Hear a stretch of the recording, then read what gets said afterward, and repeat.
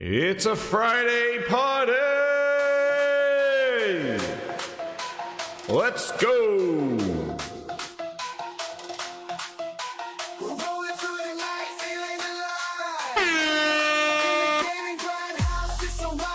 It's a We're leveling up and we're ready to go. The party's just started. Let the love flow. Get your hands up, let the beat take control. Jump and shout, let the good times unfold. We're dancing like nobody's watching tonight. Every moment's a memory, hold it tight. Get your hands up and hit that light. Party at the gaming grindhouse, it's a wild night. Raise your glasses and celebrate under the lights. Come on, let's ignite the fire. Let's ignite the fire.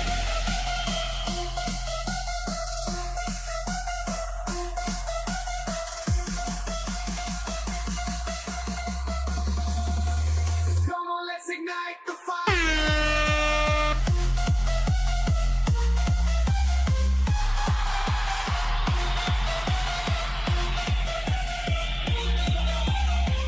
Let's ignite the fire.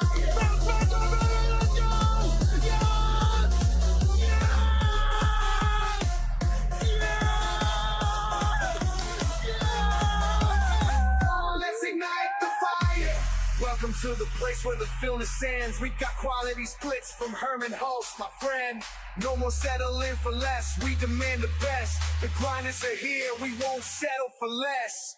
Booty can keep this thing. yeah! We're leaving the past behind. We won't settle no more. Behind the frosted glass, we grind and we shine. Quality games on the rise. It's our time to shine. Behind the glass, we rise up and stand tall. No room for mediocrity. We won't fall. The grinders are here. We got what it takes. Quality games and success. No more mistakes.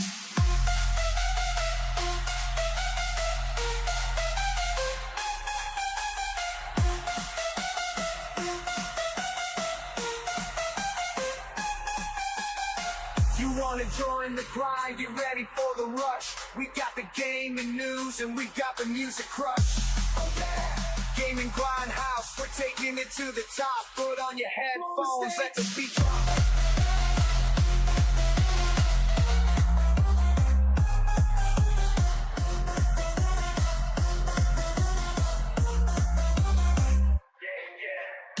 We're bringing the heat, we're on the winning streak. Get ready for the action, and it's gonna make you weak. From RPGs to FPS, we got it all for you. Join the gaming grindhouse, it's where dreams come true. Become a gaming grinder, subscribe and never miss a beat. We'll take you on a ride to a gaming retreat. Unlock your high score, join the elite. Gaming grindhouse, let the ultimate fear.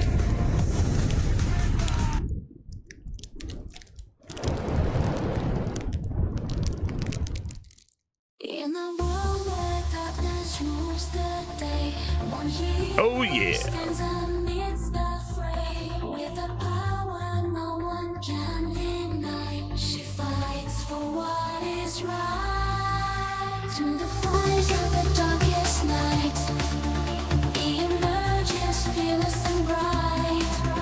With a weapon in her hand, she'll fight to reclaim humanity's light. Stellar blade shining in the sky, a beacon of hope as the world collides. With the strength and heart, she takes a step for the future of humanity and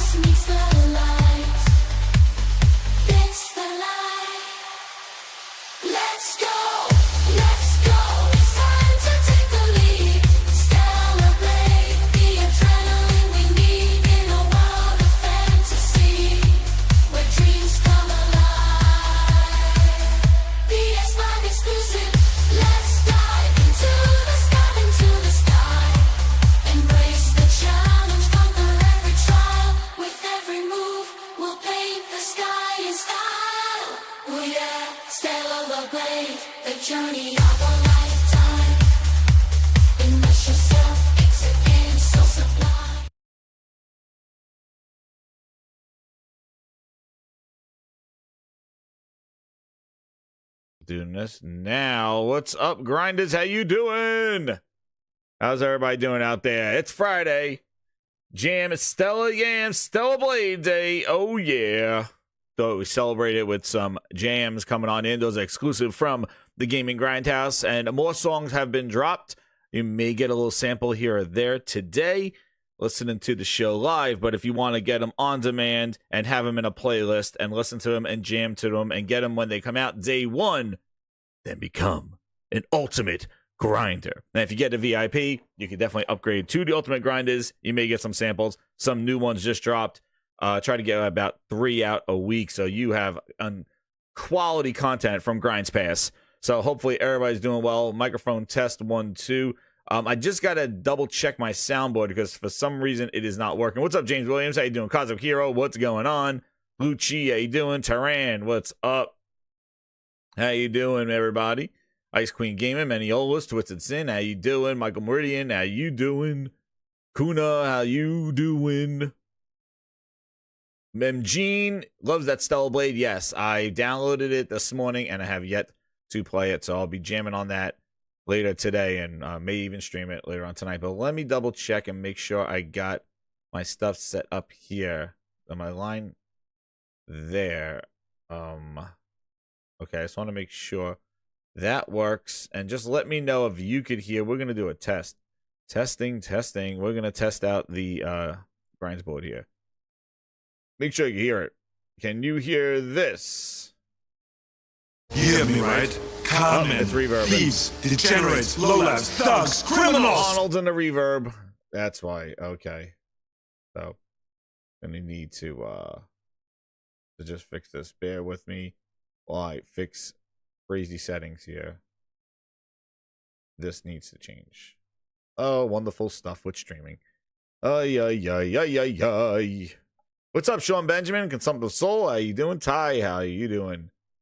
Let me get this. There we go. That should work. And be better. Now I'm reverbing. Oh, goodness gracious.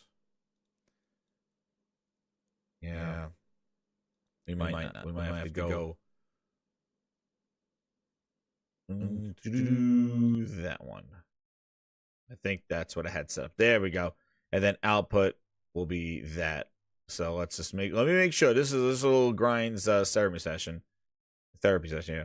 Put that cookie down now! Great, but I don't know why it's coming out twice. Yep. Well.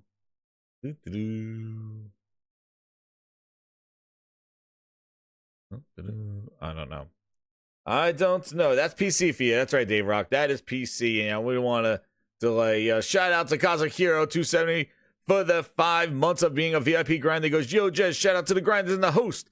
Hit that like button. By the way, how much more can Xbox sustain the loss in console sales? Because it's over. Yeah, man.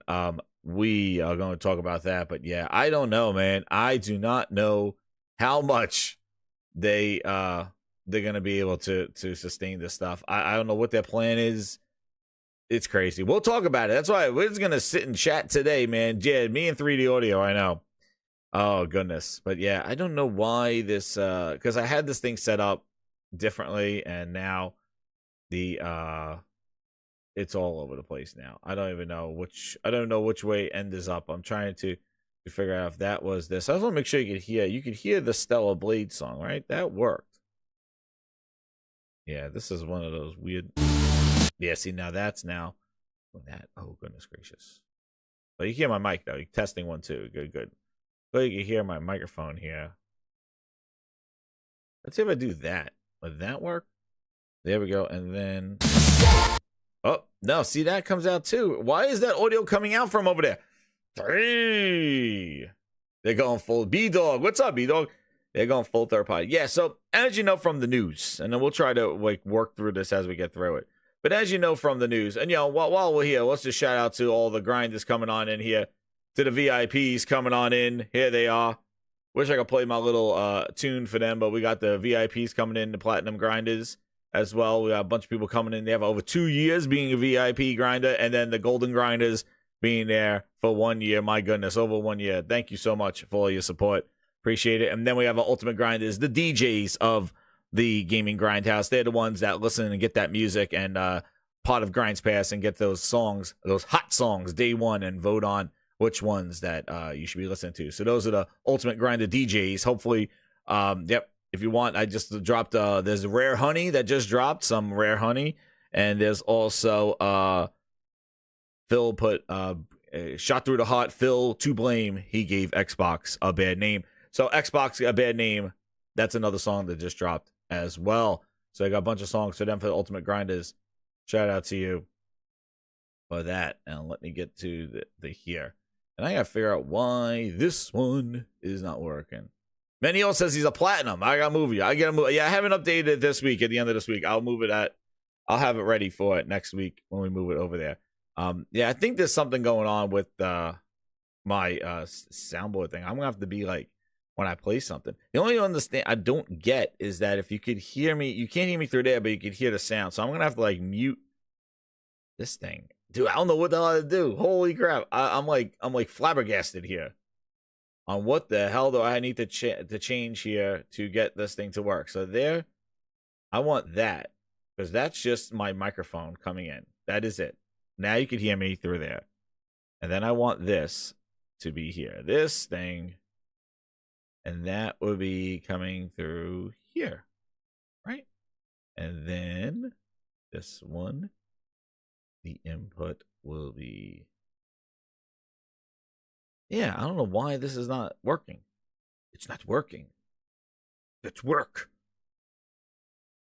Oh, anyway. Let's see. Now if I hit the soundboard. You idiots!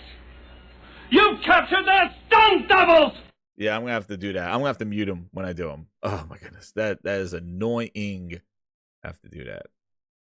But as you can see, I've been getting those. So the biggest thing that came out from the financial stuff. So by the way, Stellar Blade is out today. So hopefully you enjoy that. Getting quality games coming out. Can't wait to play it. Play the demo. Really enjoyed it, and I have it downloaded.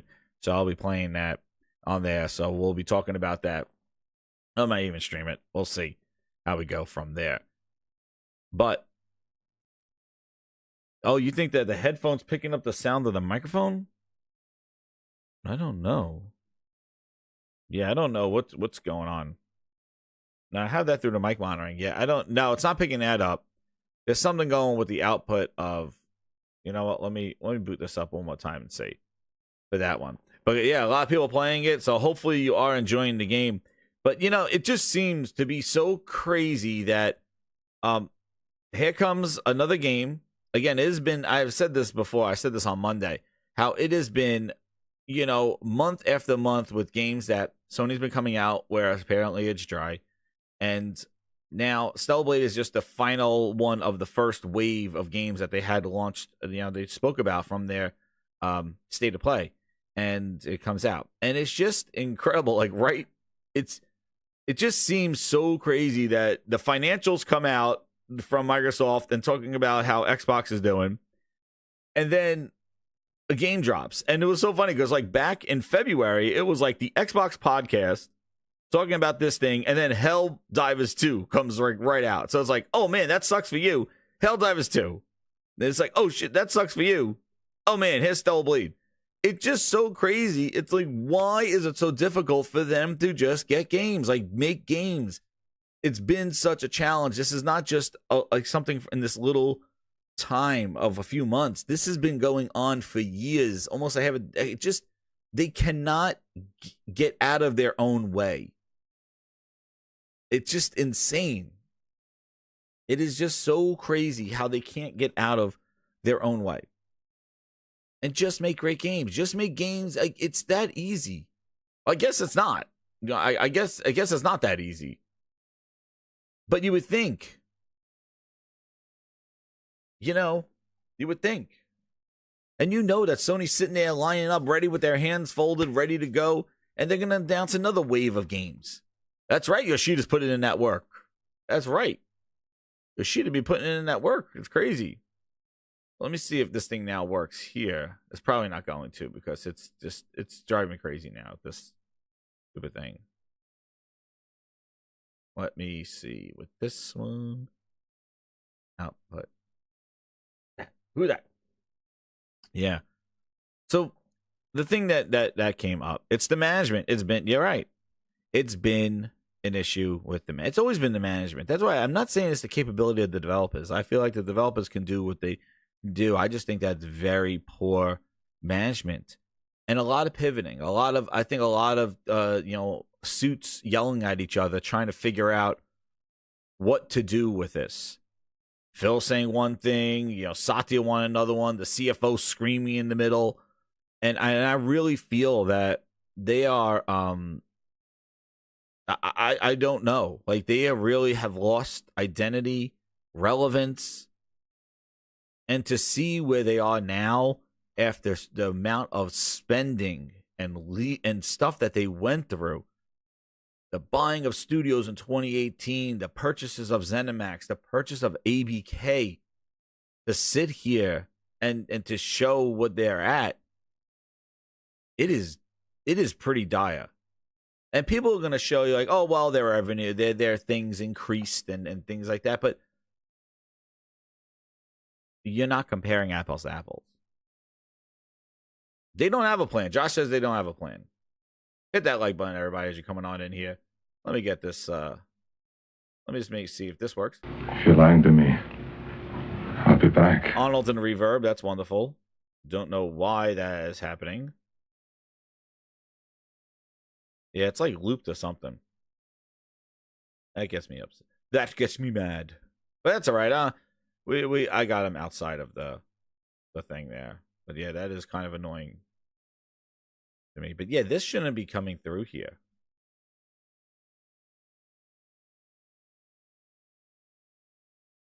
Ice Queen says, do you think more games are coming to PlayStation and Switch after bringing full? Yeah. Well, we'll talk about that. I'll get into that with the follow-up here. Like, about more games coming. Like this. I don't know. And the point is that they really need to make some games that people care about. Because, as I said before, they could put games on, like Redfall pits on every device imaginable, but nobody playing it. Because people don't want to play bad games. So, hey, Suts Monkey, welcome from the UK. Glad you could tune in. I'm glad I do these streams a little earlier so I get some folks from overseas to get on the show live, because I know I do them late on Monday night. So, trying to get you guys in there. But let's go into it. So this is the thing that came up. Like, the most important thing is the gaming revenue here. And and this is just discussion. We're just gonna have it's gonna be a chill Friday, just going through some things. I got some video clips here and just kind of brainstorming as to where do we go from here, and what that whole fluff about ABK deals and all this stuff, everything that they hyped, turned into what? And here you go. So this is the breakdown of what they announced yesterday. Their gaming revenue was up 51%. That's including 55 points of net impact from Activision acquisition. Then their content and services grew 62%, including 61 points of net impact from the Activision acquisition. And then the most dire point of all of this is, with all that growth, all that content and services, the Xbox hardware revenue declined 31% year over year. The year before, it was down 30%. So it wasn't that they were up and now they're down. They were down and now they're downer than down. How low can you go? Yeah, how low can you go? I don't know. But they're losing year over year over year. And we're not, there was no new line. It's not a Switch that's been out for 12 years or 10 years and new hardware is expected. This is the third year of a new generation of console. Now, I believe PlayStation is going to be down too, but we'll talk about those when they announce them. They actually show numbers. But PlayStation was up like 112, 120% last year. So obviously, they're going to be lower. But when you're down 30% year over year, and now the next year you're down again 31% on top of that, that is just a multiplying factor of losing year over year. This is insane.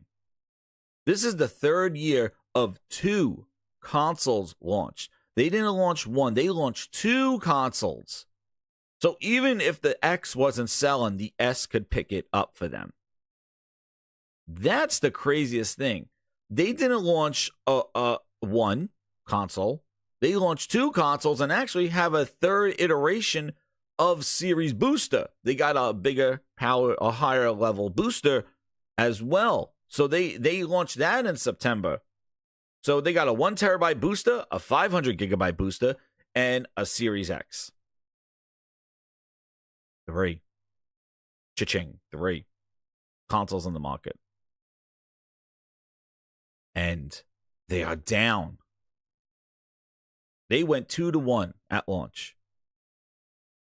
2 consoles. And they're selling worse than just having the Xbox One. That third year in. This is not 7 years LK consoles are kind of seeing their... This is the third year. This is the ramp up. And this is also including price drops of $150 on these things during the holidays, early January. The Series X right now is $450. I saw it at GameStop. It's at $450. So this is including sale prices on these consoles, bundles with these consoles. Delta Victor Bravo says 30 last year, another 31 this year in hardware. Before we get into the state of the hardware, the one thing I wanted to bring up is this whole how Activision is saving Xbox. If you remember a bunch of times last year when we spoke about it, we spoke about how Activision, it wasn't a strategic acquisition. It was out of desperation to stay relevant. Microsoft needed Activision. They could have walked away. We're like, why don't you walk away after the CMA? And they're like, no, we'll pull Microsoft products out of the UK before we pull out of this deal. And then they bent over backwards. They sold the cloud to Ubisoft. What's up, frogs? They sold the cloud to Ubisoft. Never go full Ubisoft. They put their games on NVIDIA Shield's cloud services. They took their stuff and signed 10-year deals with Nintendo. They signed 10-year deals with Boosteroid. They left out These Black Nuts Studios. Hopefully, they could catch up and get some of the goods, but they don't like Black Nut. Feel bad for Black Nut. They were missed. I think that's the missing piece. Phil's saying he's looking for more players. Yo, Black Nut's hanging right there. Phil, all right?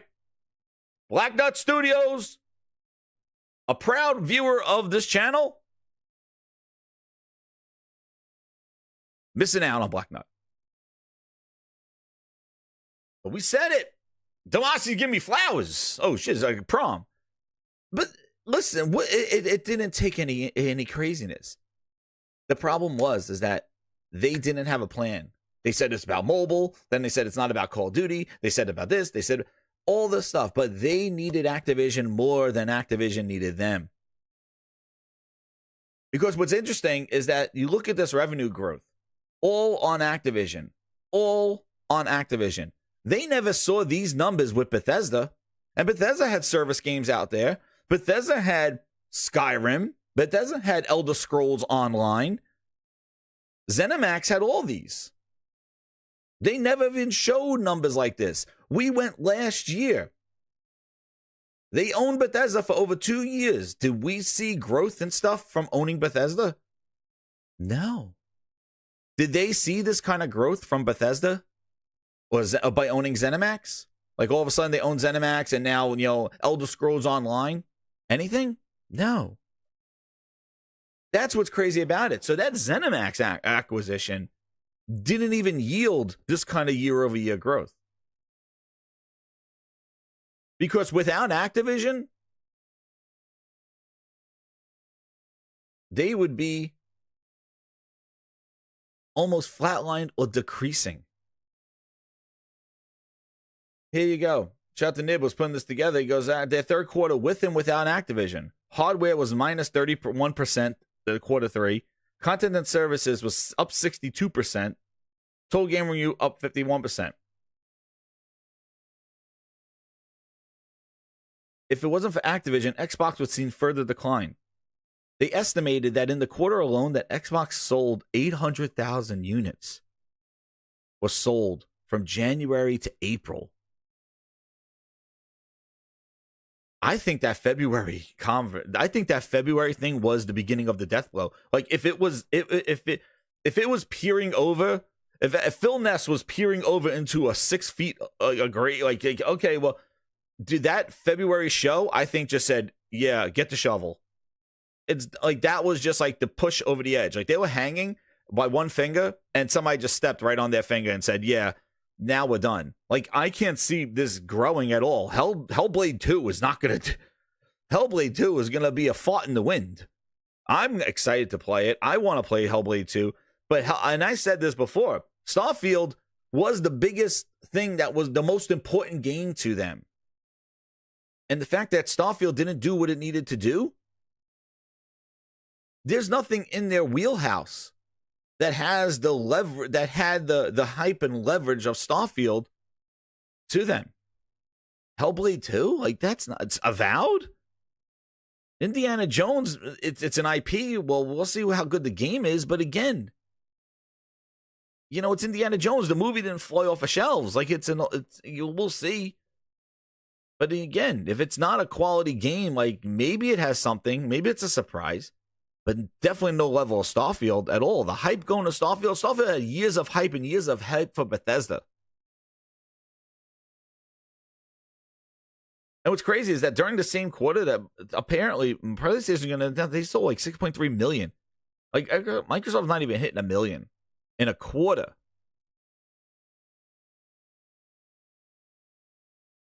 But Activision's carrying this whole thing.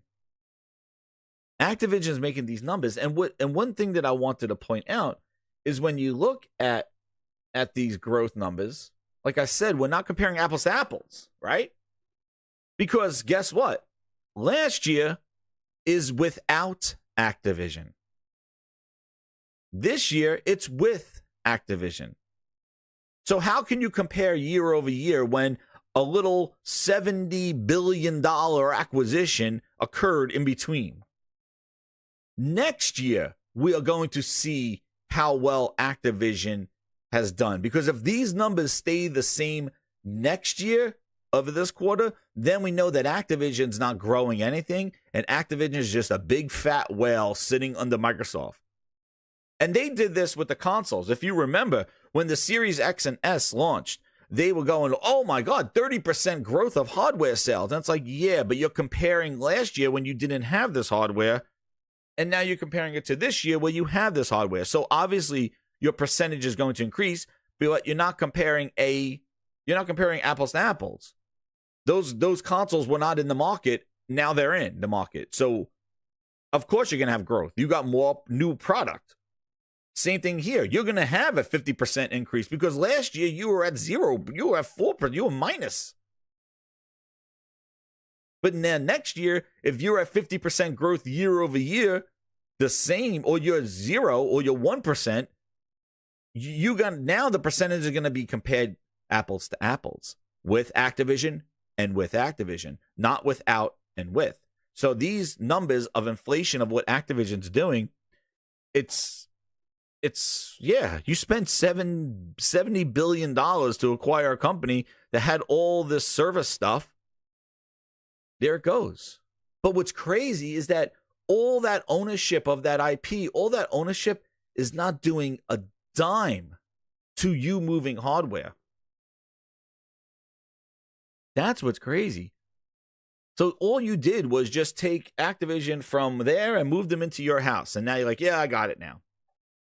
But we need to see next year to see if Activision's growing on the Microsoft, if Activision is producing under Microsoft. Are they going to? We won't know until next year at this time. If we see plus 10%, it's like, oh, that's great because that's with Activision and with Activision.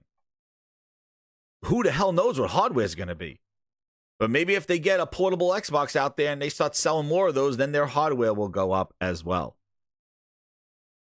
But this is where I come to, where people come now with the argument of consoles don't matter to them anymore. The console doesn't matter. Well, let's go have a day with Phil Spencer. Let's do a day with Phil Spencer.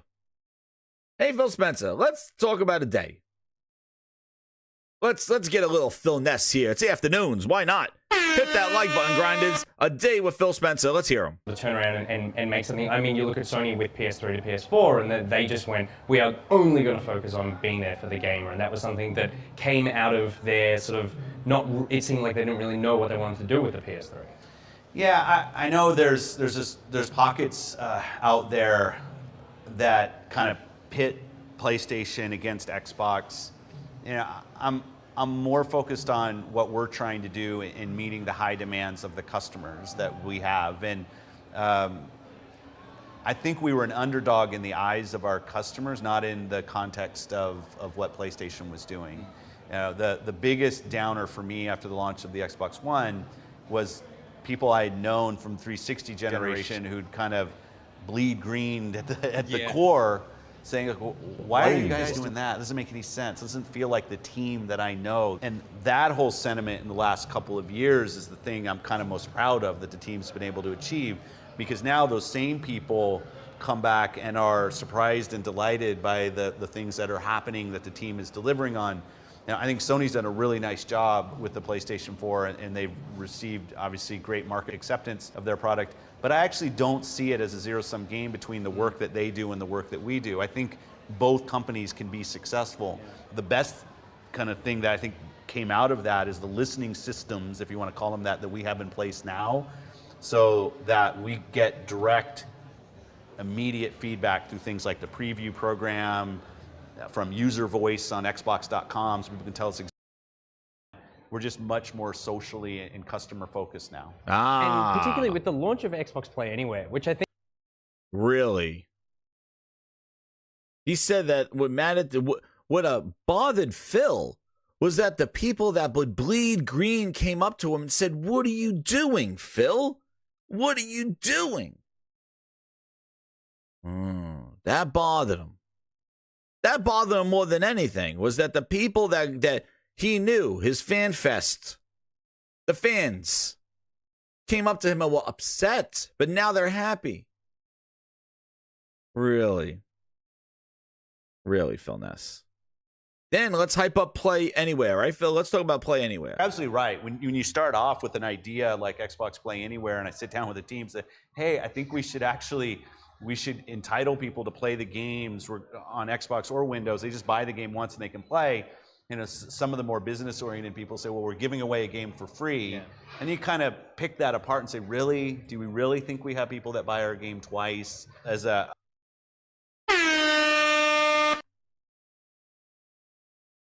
How do you know? Really? He's like, really? How do you know? You're immediately assuming people won't buy your game twice. What I find hilarious about this little Phil Ness is when he talks about this. Putting their games in there and who is supporting this Play Anywhere. Because this is, listen. Afterwards, do we really think it's a great thing to have these kind of separate communities by device? Well, we're giving away a game for free. Yeah. And you kind of pick that apart and say, really? Do we really think we have people that buy our game twice? As a service-based game, which almost all of ours are now with the online community that exists afterwards, do we really think it's a great thing to have these kind of separate communities by device that people play on? Okay, so let that just settle in, the little Phil Ness thing about how people don't buy the games twice. Let's give it away. But let's not separate where people buy their games.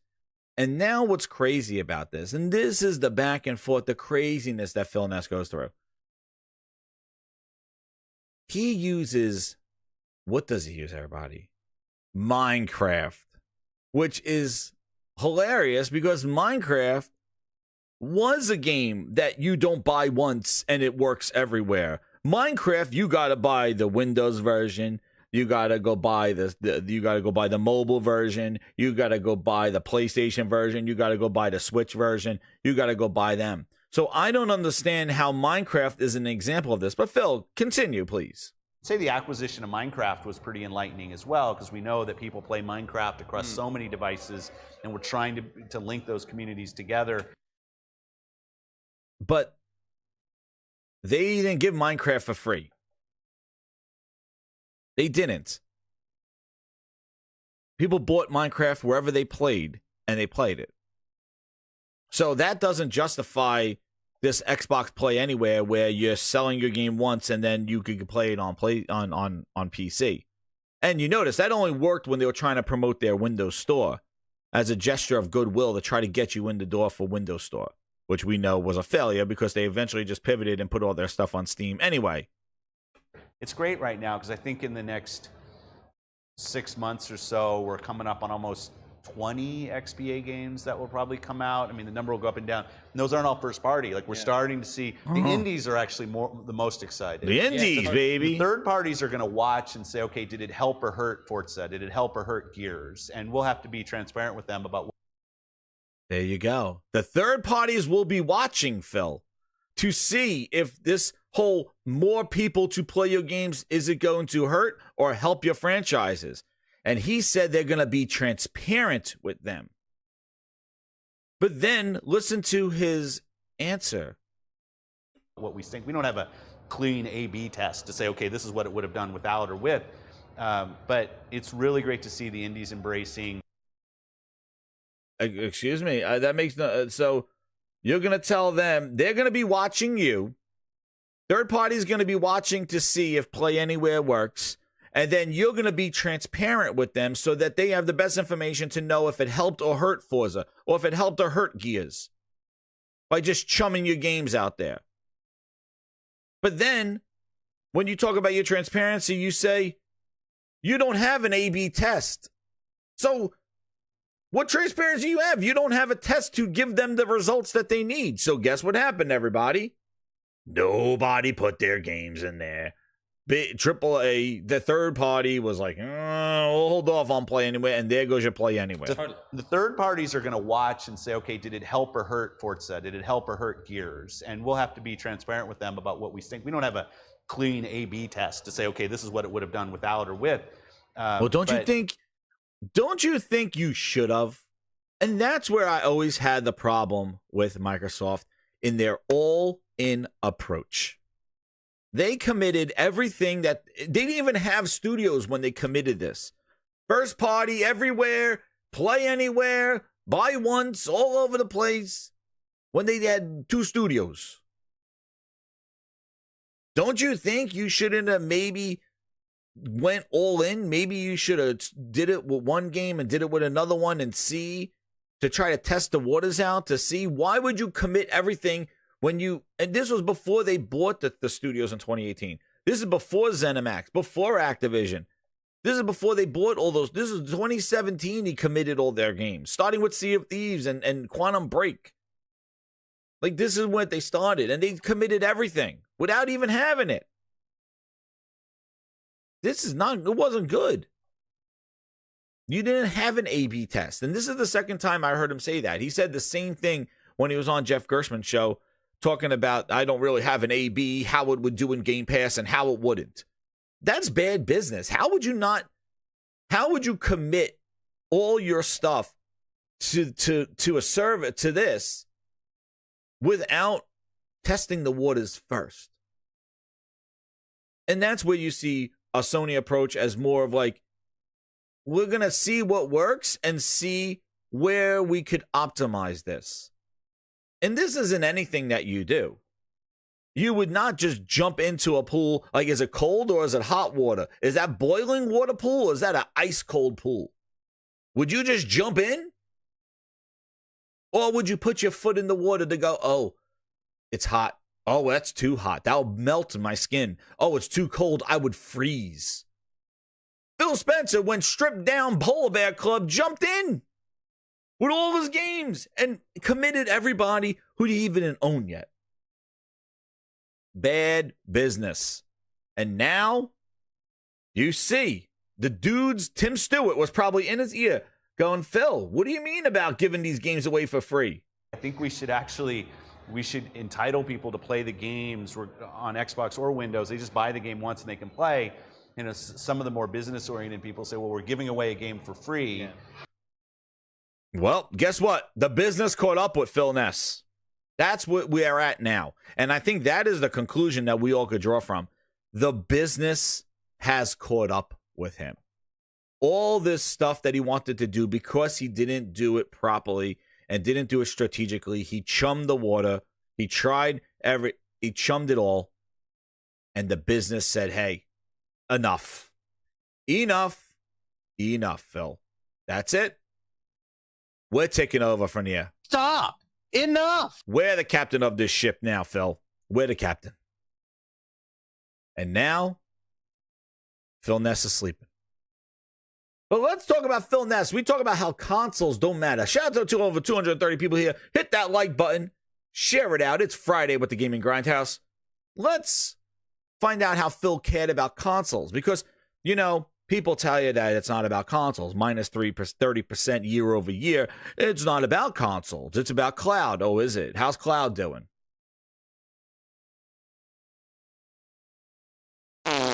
Yeah, I thought so. Well, it's not about. It's about PC. How's the Windows Store doing? Yeah. Because any avenue you go down or what it's about, it doesn't work. It doesn't play out. If they were killing it over in cloud and I say, oh yeah, man, they're done with console. They're not leading in cloud. They're not leading in PC gaming. They're not leading in console. And they own all these franchises. They have a service in Game Pass right now. They own Activision for a nice whole 6 months, almost 5 months. They said Diablo is yours. It's about mobile, Josh asked. How are they doing in mobile? Mobile got to be to go. That's where they're going. That's where the future is. Oh, damn. No. It's not that good either, right? Mr. Yellow Chair. He says it's the mobile. So any which way you go, any path, they're last. They're last in cloud. They're mobile. Google and Apple say no thanks. PC, what? Steam? Okay. Thanks, they said. Give us 30% for whatever you're putting in it. Thanks. Console? Forget about it. So what is it about them? Because every which path you go down, it's not working. And you could look at ABK percentage going, oh, look, their revenue's up. It works. You're a clown. Don't let the circus hit you in the ass on the way out. All right? Please. Let's see next year what Activision does, because you're comparing haves and have-nots. All right? So even go, oh, well, revenue's up. Revenue's up because last year they didn't have it. They were at 0. Now they got 50%. Well, I hope $70 billion did something. And if you look, ain't doing too well. Windows just surpassed gaming. Uh-oh. Now Xbox really is 4th or 5th, right, Satya? Gaming. Oh, man. Everything that we're doing with our content, with our our cloud. But here we go. It's not about consoles, right? And you kind of pick that apart and say, really? Do we really think we have people that buy our game twice? Something crazy like announce 2 of them on one stage at each. I think our first-party hardware is really important to our ambitions in gaming. Whether it's the console, which I'm extremely committed to, it's why you do something crazy like announce 2 of them on one stage at E3. Wow, what a flex. Did that help? Announce 2 of them on stage? To things like our Elite controller. I just think our ability First off, Elite Controller doesn't require a console. Anyway, that doesn't justify the console having Elite Controller. to add hardware, software, and service and content together is a unique capability that I want to continue to foster and grow. So on the console side, I know there's certain people that might bet that in the long run, we're all streaming our games down and playing across any device. And maybe that's there, right? If the customers want that and we get that, then obviously we're going to follow where customer demand is. But I think the devices that we build, specifically in this question, the console, is an important part of the ecosystem for years and years to come. And it's why we invested in or announced both of them. And I've said publicly before, we're already looking at what's next. Like, we're trying to look at the trends in technology and consumer to say, well, okay, what is it that we would do past Scorpio? Because the lead times on these things are long, and you want to get it right. Just going back to your role. And that's where I want to point out it's not about the console, right? Listen. If it's not about the console, he just said to offer hardware, software, and services together. If it's not about the console, well, let me give you this little nugget. We heard what was coming out from Chris String. We heard what was coming out of E3. Not of GDC, I mean. Developers were questioning why even support the platform. This is the problem. If you don't make games for the Xbox console because it's not selling, then they don't make games for the X Cloud. The cloud is built off of the consoles. Now, if Microsoft decides to change that and make their cloud based off of PCs, sort of like Stadia, that was the whole finesse of this thing. If you make a game for the console, it works in the cloud. That's where Google Stadia failed, because Google Stadia was different hardware that developers needed to buy. Because you got to realize it is a feeding loop, right? It's a challenge. And they dealt with this, Xbox dealt with this in the beginning of the Xbox. If you don't have enough product, then you don't get enough support. If you get you will get support if you have enough product. That's why a lot of times, in order to lure in third party, first party carried the brand. So you put out your hardware, you put out your first party software, it grows the market enough that third party is now interested and finds it feasible to put their games on your platform. And now your cycle goes. But if your platform does not sell, then developers will not put games on your platform. And there's the issue that we lie into. So to tell me again that console sales don't matter, you're hearing the support for the Xbox. Phil could call Xbox his goddamn car is an Xbox. He could call his Xbox anything he wants. But when it comes down to it, when developers see console, Xbox, they need to make a decision. Do I spend my time? Do I spend my staff's time to make a game for a platform that's losing 30% on top of the 30% of the year before? Anybody, you don't need a business degree. Anybody sitting here going, let me think. You have 60, 100 people waiting to see, hey, Tool Man, what's up, man? Josh, yo, Michael, Claymores, Jacob, Ice Queen, they're going to look at you and go, what do we do? We want to make this game. Where do we make it? Well, let me look. These are the recent, that install base is at 50-something million. The Switch at 120 million. The Xbox at 25. What do we do? Oh, and they got two consoles that we got to make them for.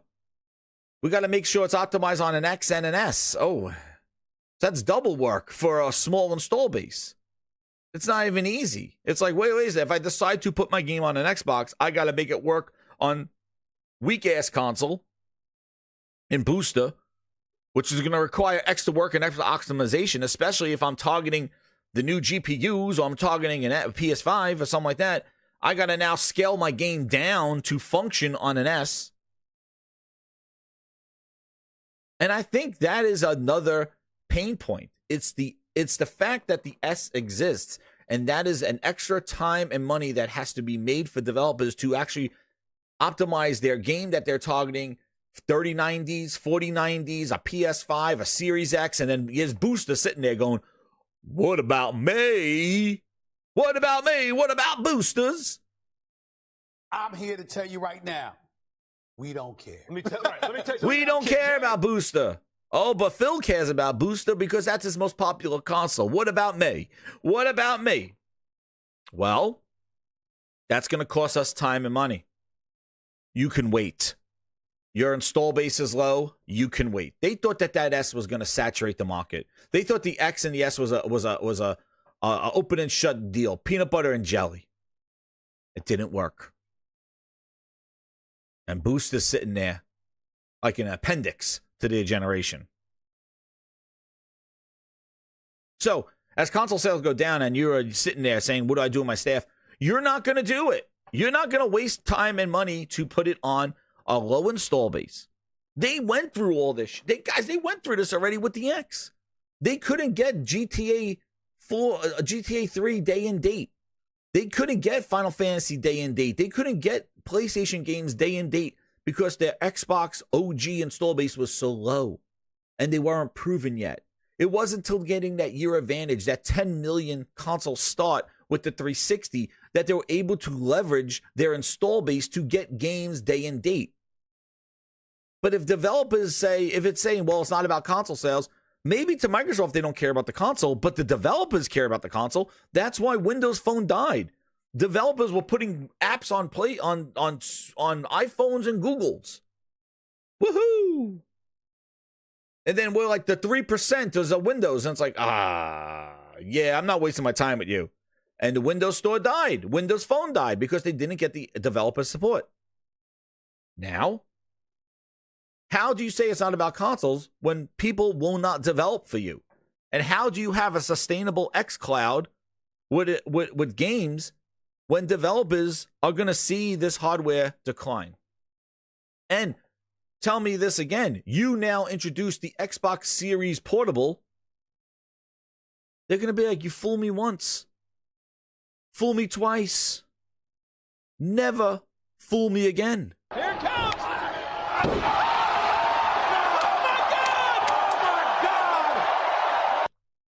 What are you doing? Oh, no, trust me, this portable Xbox, the Xbox Booster on the Go is going to be the real one to make a game for it. Screw you, make a game for it. Oh, no, that configuration of that portable Xbox better be exactly like Booster, the Series S or X, because if they introduce a new configuration, good luck getting support for that device, especially on next to the Switch, too. That's why it boggles my mind that they're willing to say more hardware is coming. Are you kidding me? Who's going to buy from you? You're like a shower curtain salesman here. Who buying from you? You stole people's money 3-4 times. Oh, no, trust me. Those were just warm-ups. I got a portable booster for you. How about this? Phil Spencer shows up to your door with a friggin' goddamn overcoat with a hat looking shady as shit. And he's like, no, dude, no. Dude, that was just a warm-up. Look at this. He opens up his overcoat. And he got like a portable Xbox. He goes, nah, this is the real shit right here. Here's the real shit. Get out of here, Phil. Get off my. He's like, Gaming. Get off my friggin' lawn. I'm here to tell you right now, we don't care. Take your clown ass off of my porch. Get your clown ass. I'm not buying shit from you, Phil Ness. Get him, grindhounds. I use my. Get him. Get your clown ass off of my thing. Get him, grindhounds.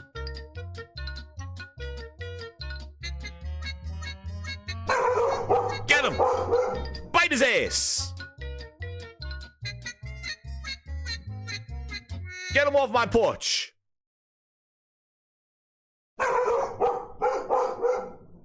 Get him out of here.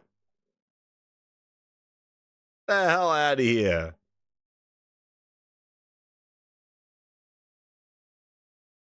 And then, here he is, ladies and gentlemen. Here he is. Oh no! We suck again! Uh-oh. Here he is, ladies and gentlemen. There he is. There he is. This is the anti-Phil. Here he comes. Shout out to El Nini with the $10. Philness. He wants to hear it. He wants to hear that Philness. Philness. That's right. What the Dave Rock, the Grindhounds, they smell bullshit and they attack bullshit. Get him. He's at the door. Give me Game Pass. There he is, Grinders. There's only one word to describe you, and I'm gonna spell it out for you. S-A-W-F-T.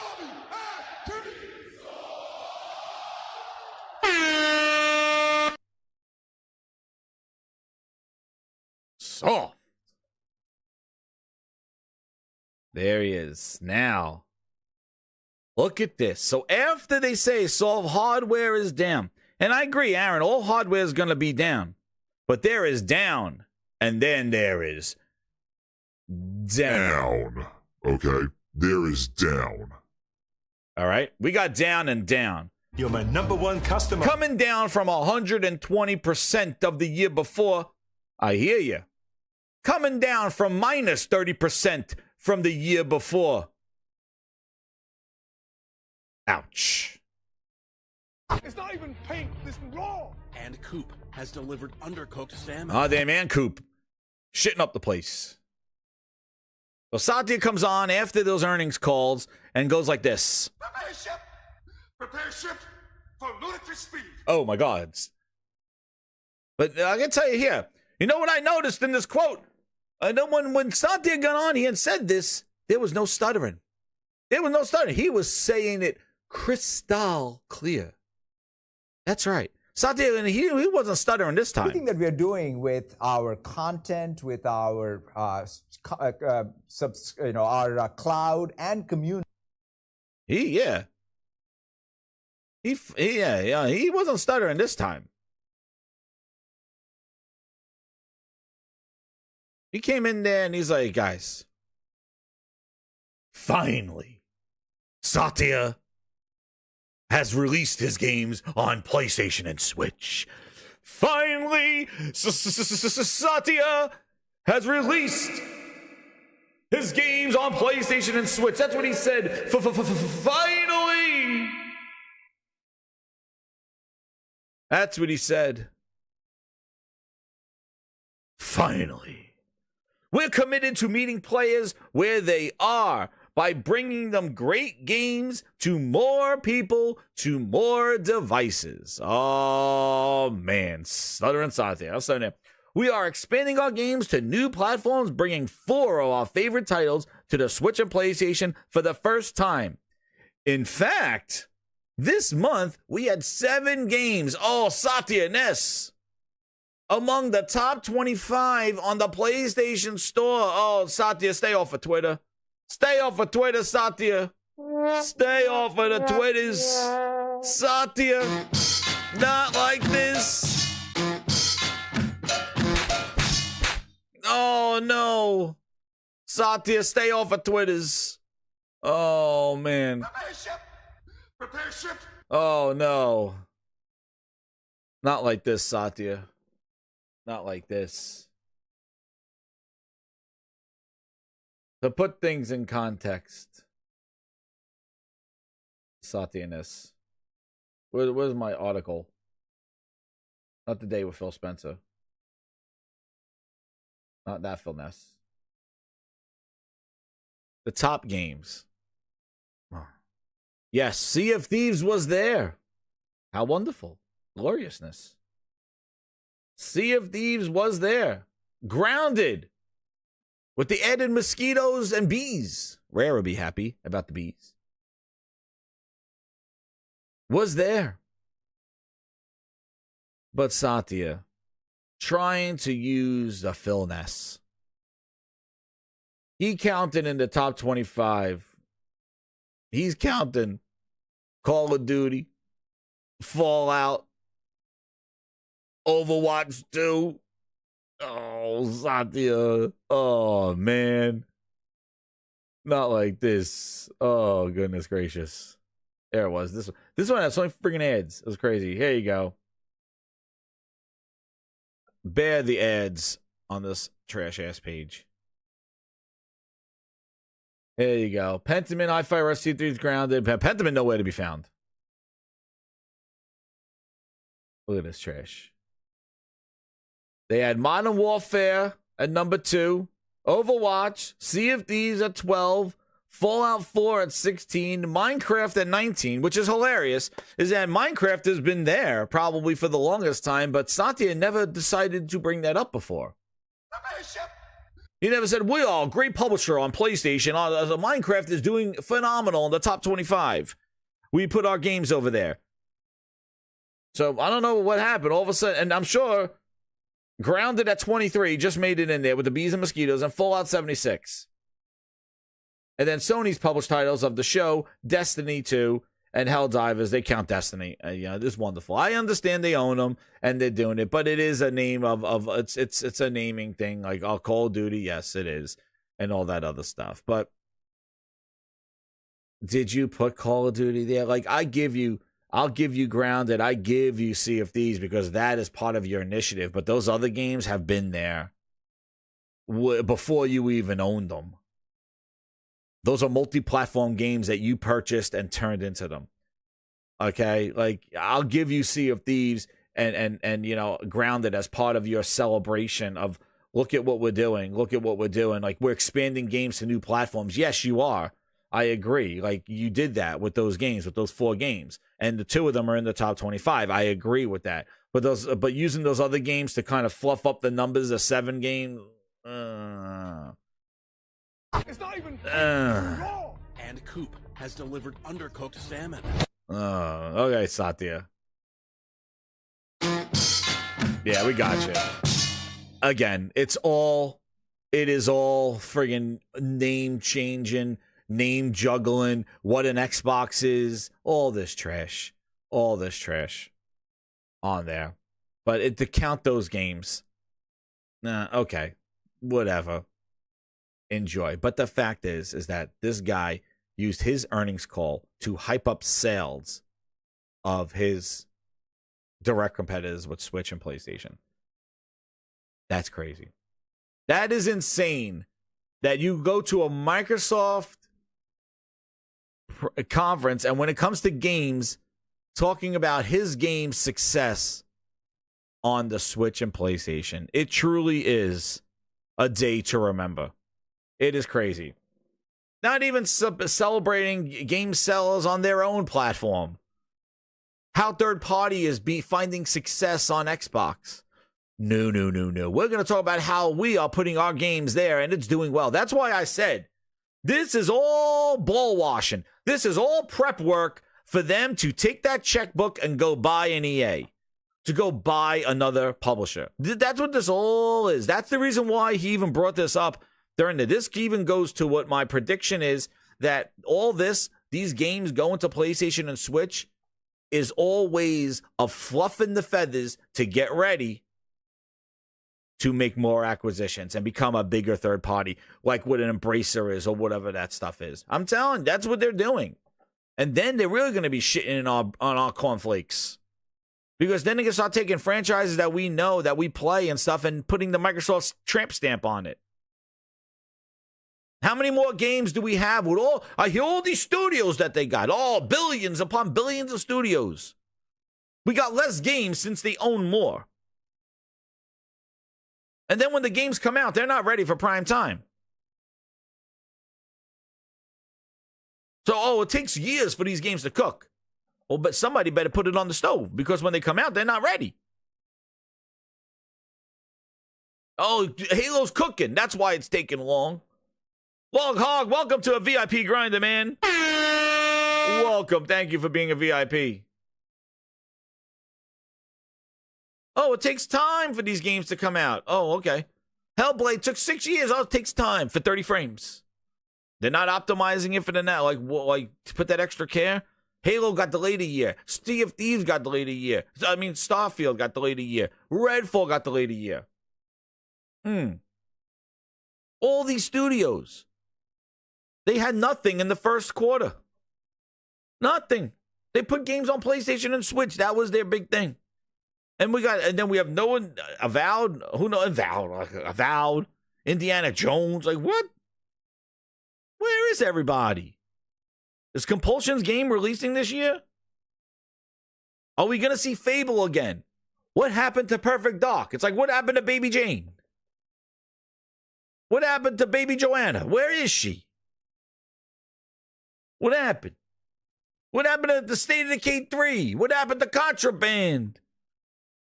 What happened to Everwild? Well, we know what happened to Everwild. Rare turned into a goddamn beehive. That's what happened. We know what happened to Everwild. Rare changed their occupation.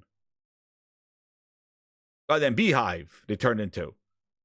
The DLC. Where's the DLC? Where's the Redfall DLC? Aaron, I gotta ask you this question.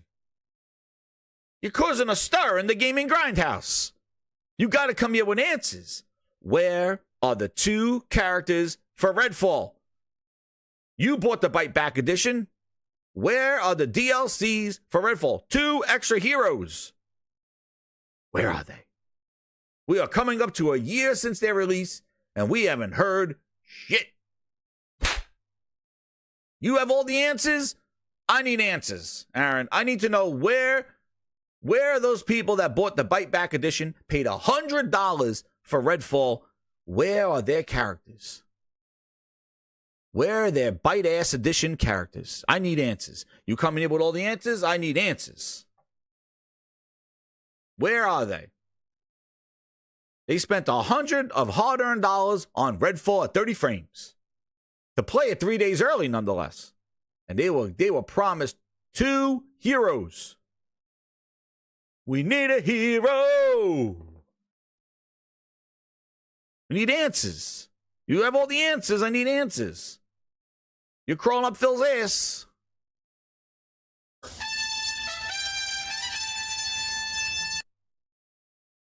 Need answers. So is that Satya dropping the gauntlet going, guys, more is coming. More is coming. Is that what Satya is saying? More is coming?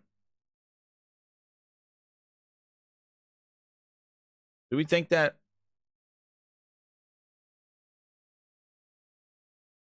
I think so.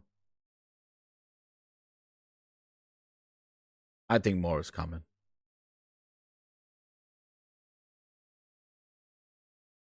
It's not stopping at the 4. Yeah, I need answers. Oh, where he is. Aaron, you were talking all that shit. All of a sudden, we went away. Are you going to research it? Where'd he go? Where'd he go? Taking a deuce? You taking a deuce? What happened? How about Redfall? True Virgil have a bad answer for that one. He loves his Redfall. There he is. Oh. That's it. Aaron's sitting in the corner with the shades on. He's like, oh, dude, I don't know. Redfall. He goes, I don't know what that DLC went. Aaron's like, where is it? Oh, it is. Hey, you want to see something wild? Look at this. Dude, it's still $100. Holy crap. The Bite Back edition is still $100. Dude, Redfall's still $70 on Steam. Oh, Jesus. I think they just finished a sale. But look at this. You can upgrade Redfall for $40. There's True Virgil. There he is. Were you researching it? Look, here they released. Oh, my goodness. There it is. We need answers. Look at this. Hero Pass. Heroes. Let's go, guys. Where is it? Arcane don't miss. Oh, damn. What you watching, little bro? Caught you. Arcane. 20K HDR, 1200 FPS, Super Nintendo, iOS 49, Blu-ray, ultraviolet radiation, 1080p, PlayStation 5. Man. Let's add this to Let's add this to, remember the games that they announced the year before? It's coming in the next 12 months? Oh, geez. Yeah, Redfall was one of them. Oh, man. Let's give them more studios, though. We give them more studios. Keep buying more, Microsoft, right? Where are all those cheerleaders? Here they are. Phil, tell us more about these cheerleaders. I need more cheerleaders. There he is. There he is. All right, guys, now. All right, Aaron and True Virgil, get your tissues out. Here he comes. There he comes. Call it your most ambitious games ever. Just how crucial is it that Starfield becomes a blockbuster for you? I think in general, our first-party games library is important for us for many different reasons. Starfield's obviously a big show that we focused on. We gave it over 40 minutes with the Starfield Direct. Whoa, wait a second. Whoa. All of the games, gave it over 40 minutes. Whoa, wait a second. What was that? Is that a new Phil Ness face? Show that we focused on. I had to stop it. Holy crap, we got him! Another one! Wishy-washy little bro, caught you in 20K HDR 1200 FPS Super Nintendo iOS 49 Blu-ray Ultraviolet Radiation 1080p PlayStation 5. Gaming. Wow. He's talking Starfield. Look at those eyes. That's when you know he's lying. When he makes these faces, you know that the bullshit's coming out his ass. Because those are the faces you make. When he's lying, he's like, oh, Starfield, and we gave it Starfield, he does this face. That's the lying face. That's right. That's the lying face. That's the lying face. There it is. There it is. We know there's the lying face. He's about to bullshit us. Get ready. Get those ass cheeks puckered up. His ass cheeks are puckered up. He's ready. He's ready. He just said Starfield's coming. There we go. Get ready. You know bullshit's coming. See, we sniff out the Phil Ness in here. Matty Beast wants us to zoom in on this. I don't know if I can zoom in on... Oh, no, the Phil Ness. He's leaving 40 us. minutes. Phil, don't leave us. Get back over here, Phil. Yeah, he won't let me zoom in on him. He's blocking me. Oh, look at him. There it is. There it is. Phil, one more time. We didn't even get to it, bad. I think in general, see, look at his eyes. He's thinking. Games library is important for us for many different reasons. Starfield's obviously a big show that we focused on. We gave it over... He's like, we gave it over 40 minutes. Man, here it comes. Get ready. Phil's wearing a diaper on here. He has to make sure he don't shit himself with all the bullshit that's coming out of his mouth. There he comes. There he comes. There he's like... Prepare ship for ludicrous speed. That's in his head. He's ready. He's ready. Get ready, everybody. Here it comes. We got a couple of faces in this one. Here it goes. 40 minutes with the Starfield Direct. But all of the games, I mean, one of the things I was very proud of the show yesterday was the diversity of games. Games for everybody. We want to love a lot of people to love Starfield, but from the opening of Fable Deflection. to games like the biggest game ever. The biggest game ever. He's like, well, yeah, it's okay. We gave it 40 minutes on the show. We gave it 40 minutes because we haven't shown shit before it. Flight Simulator, Forza Motorsport. Flight Simulator. Holy Jesus. Forza Motorsport. Oh, goodness gracious. We want to have games for everybody, and the quality of those games is very important to Xbox. Let's talk about some of the prior lack of quality, if I can say it. Oh, wait a second. What did she just say? Gaming. What did she just say? Phil Spencer. He just said about quality games. Did she just do something? Games is very important to Xbox. Wait, what did he say? Opening of Fable to games like Flight Simulator, Forza Motorsport. We want to have games for everybody, and the quality of those games is very important to Xbox. The quality of the games are very important to him. Well, here we go. Get ready, grinders. Interview of the century. Get ready. Let's talk about some of the prior lack of quality, if I can say it in a sort of slightly brutal manner to you, Phil, because there is this worry about Redfall in particular, and what ultimately have been the lessons you learned from what many might see as a kind of flop when it was introduced a month or so ago. How are you going to differently support your own game studios on the back of that? Yeah, you know, we came off a really good run in 2021. The studio behind Redfall also... Whoa. Phil went back 2 years. We came off a hot 2021. Phil, when was this interview? 10 months ago. Phil went back 2 years. She just called it a flop. True Virgil, you heard that. You heard it, True Virgil. She told lack of quality in Redfall. You heard it. It wasn't coming from the Grindhouse. It was coming from Bloomberg.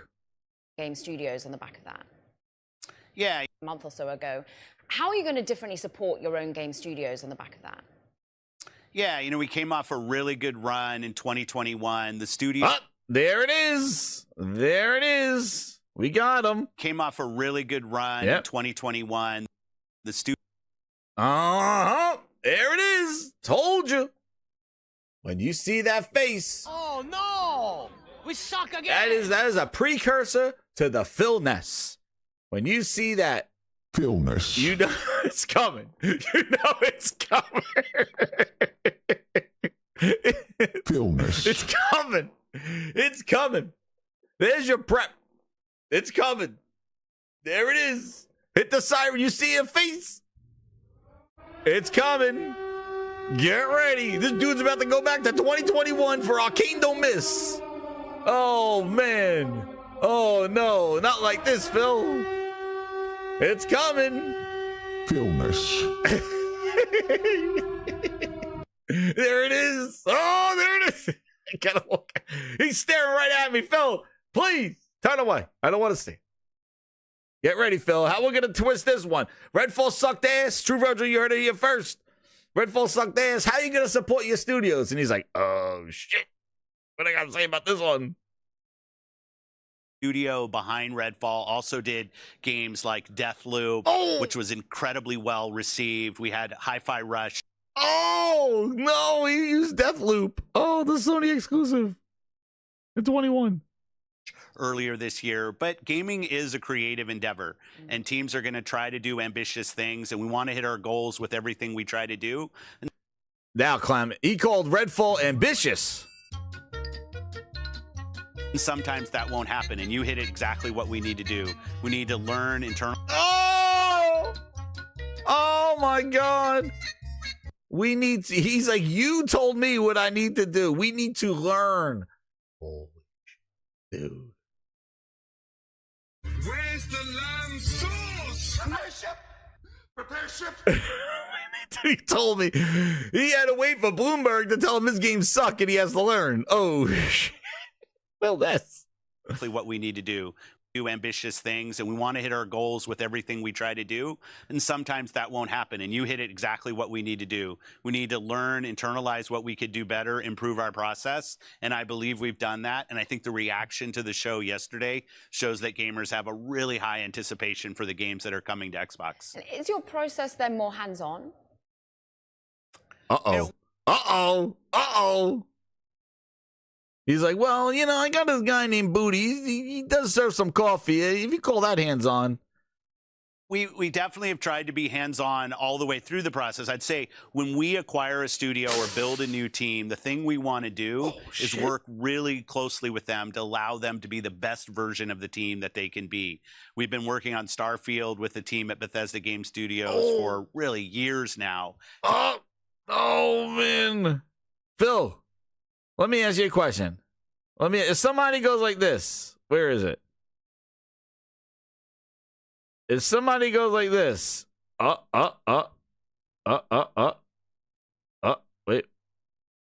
I got this crazy face here.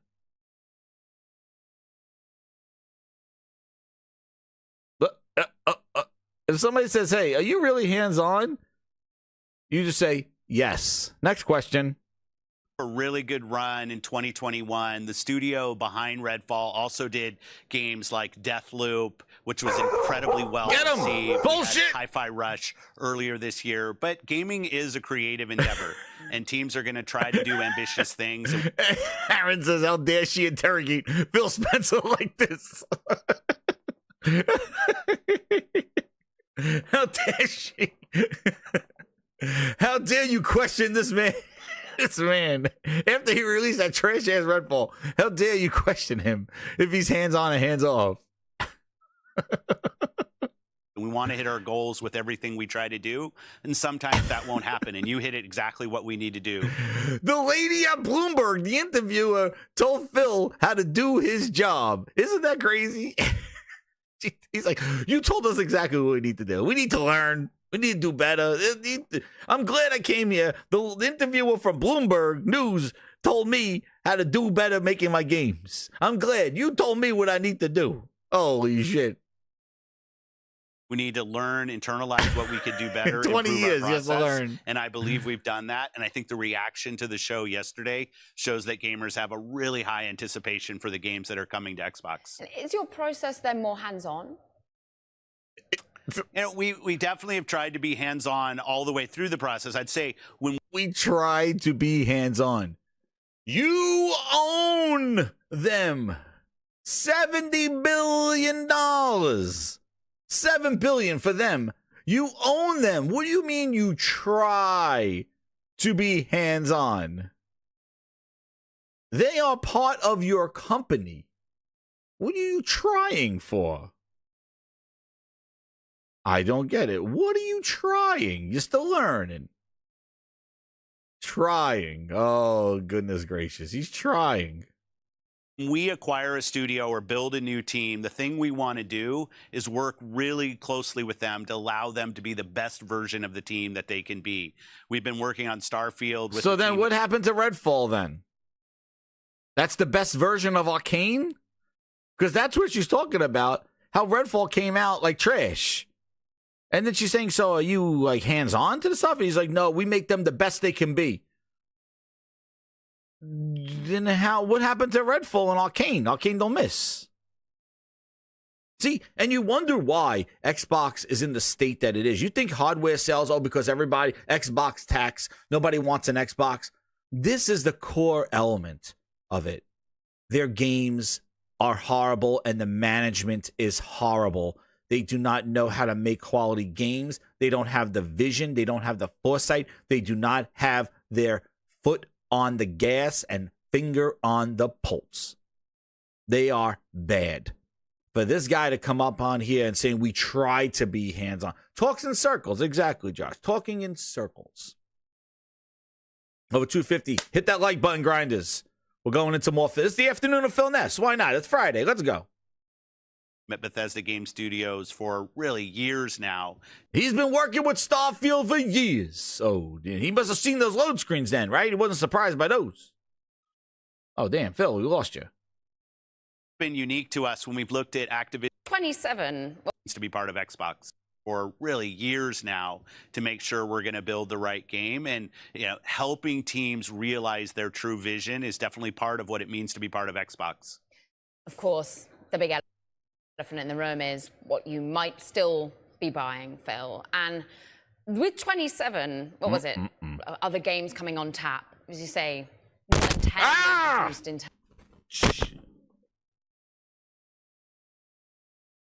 I don't know if that bought. Oh, man, God, scare the hell out of me. All right. Anyway, sorry about that. Only by your own game studios already. And does this mean that you kind of don't need Activision Blizzard? You don't need. Let's see. He has all these games. That's what she's saying. He has all these games. Do you really need Activision Blizzard? If only we knew then what we knew now. But if you listen to the Gaming Grindhouse, you knew that. You knew this already. You knew that they didn't need them. We knew that Xbox and Microsoft weren't going to make Activision better. But they needed Activision to be relevant. The thing that's always been unique to us when we've looked at the Phil Ness. Okay. Activision Blizzard King is the capability they have on mobile. And I know it gets lost sometimes, but the largest gaming platform in the world are people playing on their mobile phones. Oh, no, not like this. The dance of Phil Ness. Oh, no. Phil, not like this. Mobile phones. It's a party of desire. Dance to the beat of Phil's dancing. Come on, let's go. Feel the music pulsing through your soul. Oh man. Blizzard, through their acquisition of King, through the growth of Candy Crush, through the growth of Call of Duty Mobile, the work that they've done with Blizzard on mobile devices, that was the thing that really attracted us to Activision, was actually the work that they're doing on mobile. And I'm encouraged by that. If Xbox is going to achieve its goals of being a global gaming platform for the over 3 billion people who play video games, we need to be relevant on mobile and on console and on PC. And we think Activision is an important part of that. Oh man, he used that 3 billion people line. Didn't we hear him tell that he was a little man? Actually, it's right here. Where is it? I still have it right here. There it is. Phil, isn't it like it's hard in these presentations for us to like to recognize like 3 billion. Like when we're playing a game and we like that connection is hard. There was one moment where it's like clearly it's behind the back. They're running away from the big giant. And I'm like that. To 2024, everything that we're going to ship, I've seen builds of. Oh man, hands off. Hands off. Not like this. Hands off. Where the hell did that lady go? I clicked on the wrong thing. You talk about the platform. You talk about the additions to the back to Phil Ness. Been on mobile and on console and on PC, and we think Activision is an important part of that. It is an uphill battle, though. It is really hard to change hearts and minds on the CMA. Do you think you can do that, particularly with the news we understand that Activision itself is going to be granted permission to intervene in the legal dispute? Now, I've been involved in this process now for over a year. It's been a learning experience for me. And I reflect on our process with the European Commission, where we spent a lot of time listening to concerns, coming up with solutions that met the needs of the regulators. And as you know, we received approval in the European Commission. If you include the countries of Europe, we have approval, I think, in 40 plus. Yeah. Well, you know what, Phil? Let's go back. I don't care about all that PR. We have more Xbox users on mobile than we've. Oh, here we go. It could be about both. I mean. Here's a question. If you don't get it, what is your future for? Here we go. This is the one. I'm sure this is an awful thing to have So now she asks them, if you don't get it, what happens? to think about, but everyone's got to think about all the outcomes. If you don't get it, what is your future for mobile gaming? Will you build internally? Is it about other acquisitions? It could be about both. I mean, we're definitely building internally now. We have more Xbox users on mobile than we've ever had, but we're so small. And obviously, in mobile specifically, you have two big companies in Apple and Google that really control every. I have a. What do you mean you have the most? It's really small, but you have the most Xbox users on mobile. Doing what? Is he talking about Minecraft? I don't understand what stat is that? Yeah, exactly, Twisted. It's exactly burning money. Exactly, to a Robert. What stat is that we got the most Xbox users on mobile that we've ever had, but it's small? Who? What? Who? Like, this is where it's this is why you can't sell for shit, because you don't even know yourself what the hell you're talking about. What do you mean Xbox users on mobile? Who? What? Are you talking about Minecraft players? Are those I'd have no clue. I don't know what the hell he's referring to. But this is where they just throw out Xbox players on mobile. Is he talking about, is there more people playing on xCloud? Is that what he's talking about? Is there more people on xCloud than ever? I don't know. Are you talking about cloud? I don't know what he's talking about. Game that somebody sees on those platforms and all of the monetization. So for us to achieve our goals globally, we are going to have to find a way to build more presence on. No. Now, he didn't say, Aaron, he wasn't. This is before they acquired Activision. So he said there, we have more Xbox players on mobile than we've ever had, but it's small. She's saying if you donate ABK, then what are you talking about? Like, then what are you going to do? So this is before Activision. So this is not Candy Crush, but like, I don't know what he's referring to. I'm assuming Minecraft or xCloud. I have no clue. He just threw that out there. Xbox users on mobile. We think ABK is a great way to increase competition in the gaming market, given that the largest gaming platform, mobile, is controlled by two other companies. So we think it's a benefit, but it is not the strategy unto itself. The strategy itself, finding new players, finding creators. We have more games being built on Xbox than we've ever had in our history right now. And that mix of millions of players finding all of these games that creators are building is the magic of what we have with Xbox. And we need to extend that to mobile. The most games ever being made, the most, finding more players, finding creators. What are you finding? Like, what? Where is the production? Where is the output? There is the output. She talked about Redfall. What is the output? You got all this stuff.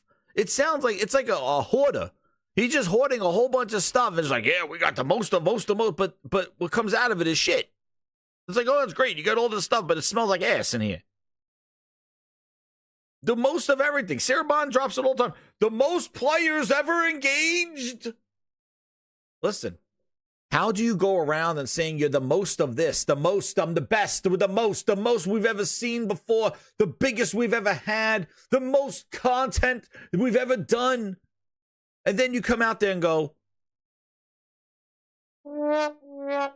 we need to put our games on a PlayStation and Switch to grow our audience because the console is not growing.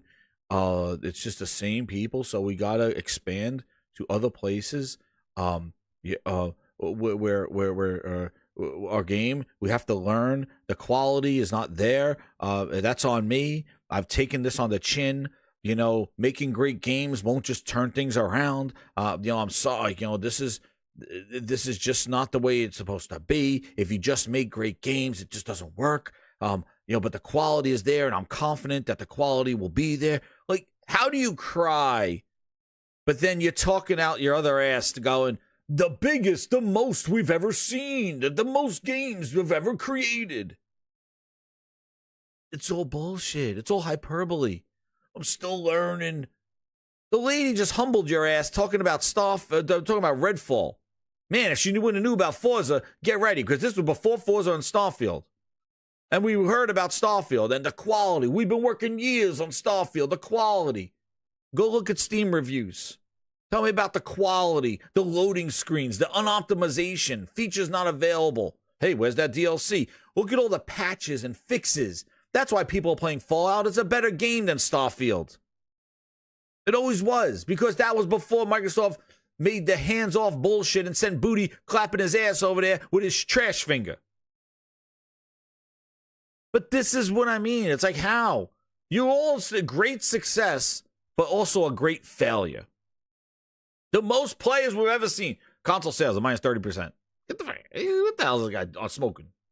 And it's the way you talk about, you want diversity, not only diversity of people building the games, but the use, how you actually consume them. Cloud gaming, of course, a key feature in that in many ways, Phil. But it's interesting. The UK took issue with cloud gaming, worrying about your deal, sort of killing that nascent space. EU saying you would be a pro-competitive kickstart to cloud streaming market. How is the cloud streaming market going? Is it growing at the rate you see and want? Because, what is it, only about 1 to 3% of the entire gaming market? Uh-oh, there he is, serious face. Yo, welcome, MASH VIP Grinder! Welcome. Thank you again, VIP. MASH in the house. Welcome to the Gaming Grindhouse. Phil, he's all hyping up mobile. Let's hear about Phil. She said it's only 1 to 3%. Yeah, you're very right. Like, cloud is very small right now in the gaming business. And even kind of on top of being small, it's usually kind of a secondary use case for somebody who's already playing on console, already playing on PC, and while they're maybe traveling here in Los Angeles, not saying I'm doing this, maybe I am, that I'm here, I didn't bring my console, and connecting to my console games via the cloud is a great way for me to keep playing. That means it's not really a separate market than what I'm doing on console or PC today. It's actually this secondary use case. That's a majority of what we see in the cloud, and why we're really adamant that what we see as cloud is additive to how players play today. It does give us angles into other devices like smart TVs, tablets, and mobile phones. His eyes are all over it's the place. People engaging with their Xbox games when they're away from their Xbox, and we think that's a good use case. Let's talk. Oh, man. Oh, man. It's just a pony bias. Oh, no, not like this, Phil. Shifty, yo, his eyes are all over the place, man. I'm telling you, man, when Phil Spencer's doing this interview, where is it? This is all I see when Phil Spencer's doing this interview. Where is it? This is Phil doing the interview right here. This is all I see. This is it's Phil Spencer's interview. There it is. He got the freaking Hillary Clinton eyes. He's like, whoa, whoa, whoa, cloud gaming 1%. Whoa. Oh, Jesus. This is Phil Spencer. There it is. The Phil Spencer interview.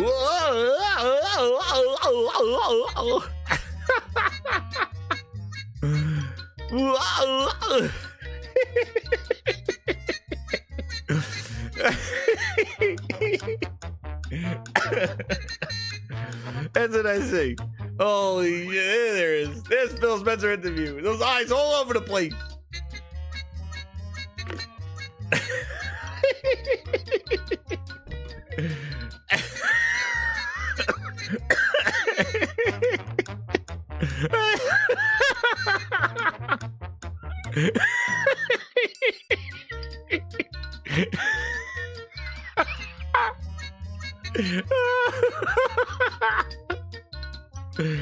There's Phil Spencer's eyes. There he is. Oh man, these eyes all over. He's talking about cloud gaming. Look. Just look at his eyes. There they go. Oh man.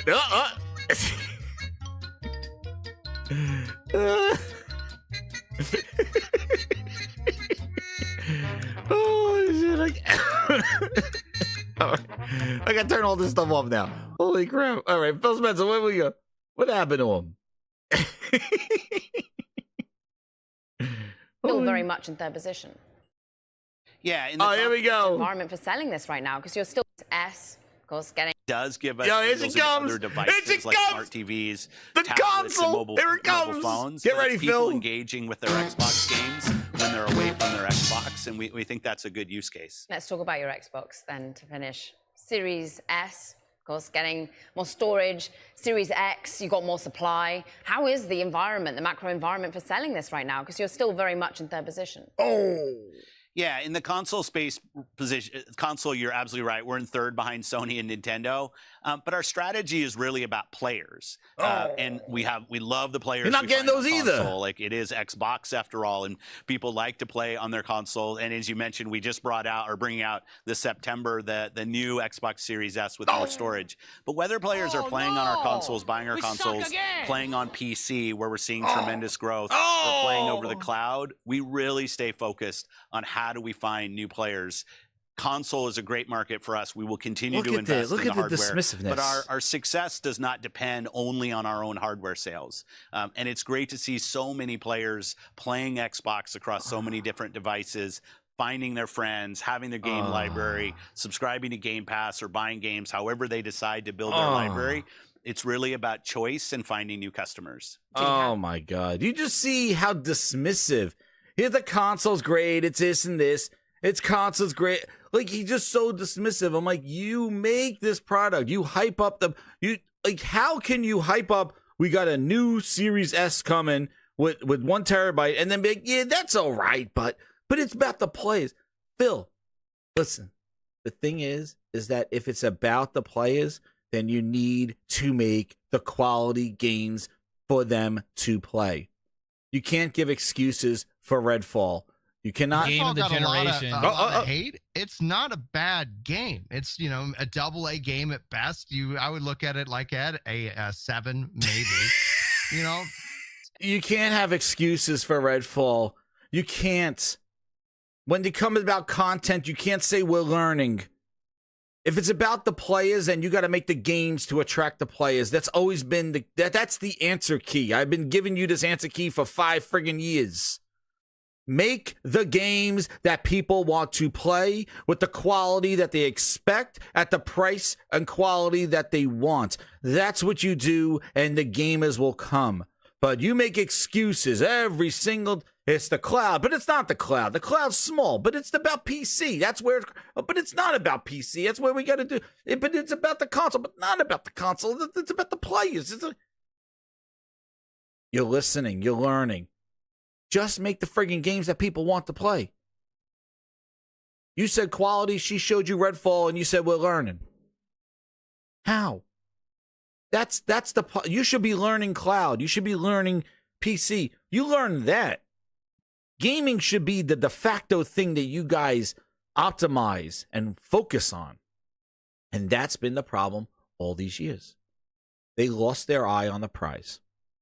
They lost their eye on what matters to gaming.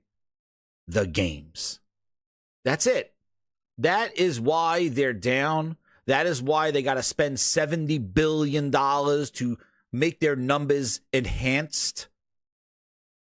That's what they need to do. And it's all just shifting. It's all like, well, they were Activision, but now they're us, so they're us, and now they're our numbers, and there were their numbers, and now they're our numbers, and now we're here, and now they're there, and it's Xbox is over there, but that's an Xbox because I log you in, and you're an Xbox, and I'm an Xbox, and they're an Xbox, and we're all. It's all wordplay. It's all wordplay in these interviews, in these PR.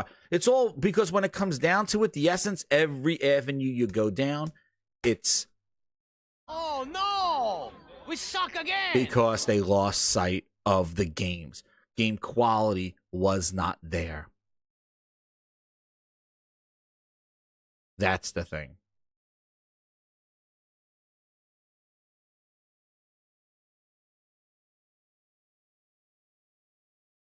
Oh, I saw somebody saying about Mash says, if they partnered with Valve fully, do you think Valve is willing to negotiate their 30 cut? No. Like, why would Valve drop their cut? That's how they make money. Unless Microsoft's going to pay for that. Like, I don't understand that. Like, you know, why I don't know why they would do that. If they bought Valve and then said, hey, no, here you go. Like, everybody's here to make money. You heard when Phil interviewed, he was like, you know, Sony makes it hard for us to be Xbox. Like, yeah, because they're competing with your ass. That's why. Everybody's out for themselves. Nobody's kumbayaing. Nobody's friends of friends. There may be a business shake here and there. Do you know, like, when they play football, they shake hands at the beginning of the game, and then once that whistle blows, they get ready to rip off that person's head. And then when the whistle blows to stop the game, I'll shake your hand and say, good game. But during that time, when we turn those two whistles, you are enemy number one. I'm for myself, and I'm for my team, and you're for yourself and your team. Let's go. Brothers on either sides are not brothers when they're playing against each other. The Kelseys they're not friends when they're on the field together. It's competition. So you may shake Yoshida's hand, you may shake their hand, but when it comes down to the businesses and when it comes down to how do you compare to them, it's competition. And yes, they're going to make it hard. And you got to push back. You got to make it harder for them because you're out for yourself. Phil's not giving away his games for free. He just wants to give the games on their terms. They want you to play Redfall, but guess what? You got to sign in. You got to be part of us. One of us. One of us. You could get that game, but it's in Game Pass. That's our subscription. I'm not giving you the game. That's our subscription. That's on our terms. You become one of our MAUs. That's the thing. Nobody's friends. So you get to look at photos that they shook hands. Oh, look, they're friends. Oh, they're really nice. But yeah, when it comes down to it, comes down to the numbers. Nobody's making deals. Unless they buy Steam. They're not good. The Steam's not, oh yeah, we'll waive it, Phil. Waive it. Steam, they came to Steam. Like I just want to make this clear. If you realize this, nobody's asking for his shit. Nobody's asking for Sea of Thieves. Sony wasn't like, you know, I wish Sea of Thieves was on the PlayStation. Like this guy went around saying Hellblade 2 would be great on Xbox. He's the one that's put begging. But Microsoft, they need their competition in order to be relevant. They need Nintendo. They need PlayStation. They need Steam. Remember, Microsoft started on PC in the Windows Store. They were trying to make their own garden, their own walled garden. And actually, the Epic Store Tim Sweeney had problems with the Windows Store, going, why are you creating another walled garden, Microsoft? Especially a walled garden that's tied into your operating system. That's a little bit. I have to go to Epic's website to download their store. I need to go to Steam to download their store. You just come pre-installed like old school monopolistic Internet Explorer, already installed on every computer that boots up. Your store's right there. So people will have to go to the browser and download my store. You have an inherent advantage because Windows Store is right there. That's a walled garden that you just created. And that's how they started PC. They didn't start on PC with bringing games to Steam like Sony did. That's why I think it's going to be real weird if Sony kind of reneges on that and says like, oh, here's our store now. Huh? Well, I'll tell you, if the games are worthwhile, people will go where the games are. But I don't know about Steam. I don't think so, because Steam has a really good ecosystem and community that I don't think people will waver that very often. But that's to be seen. That's another story. But Microsoft tried, just like when they bought Activision, that first month, Phil wasn't like, oh, this is to put Call of Duty on a Switch. That's why I'm buying them. No, they did that because the CMA had problems with their deal. So they used Nintendo as a goodwill gesture. But that wasn't the initial plan. Their initial plan was not to put Call of Duty on the Switch. That wasn't Phil's tweet when he says we're interested in Activision. That wasn't his tweet. His tweet was like, oh, yeah, I talked to Jim. Jim says it's good. That's what.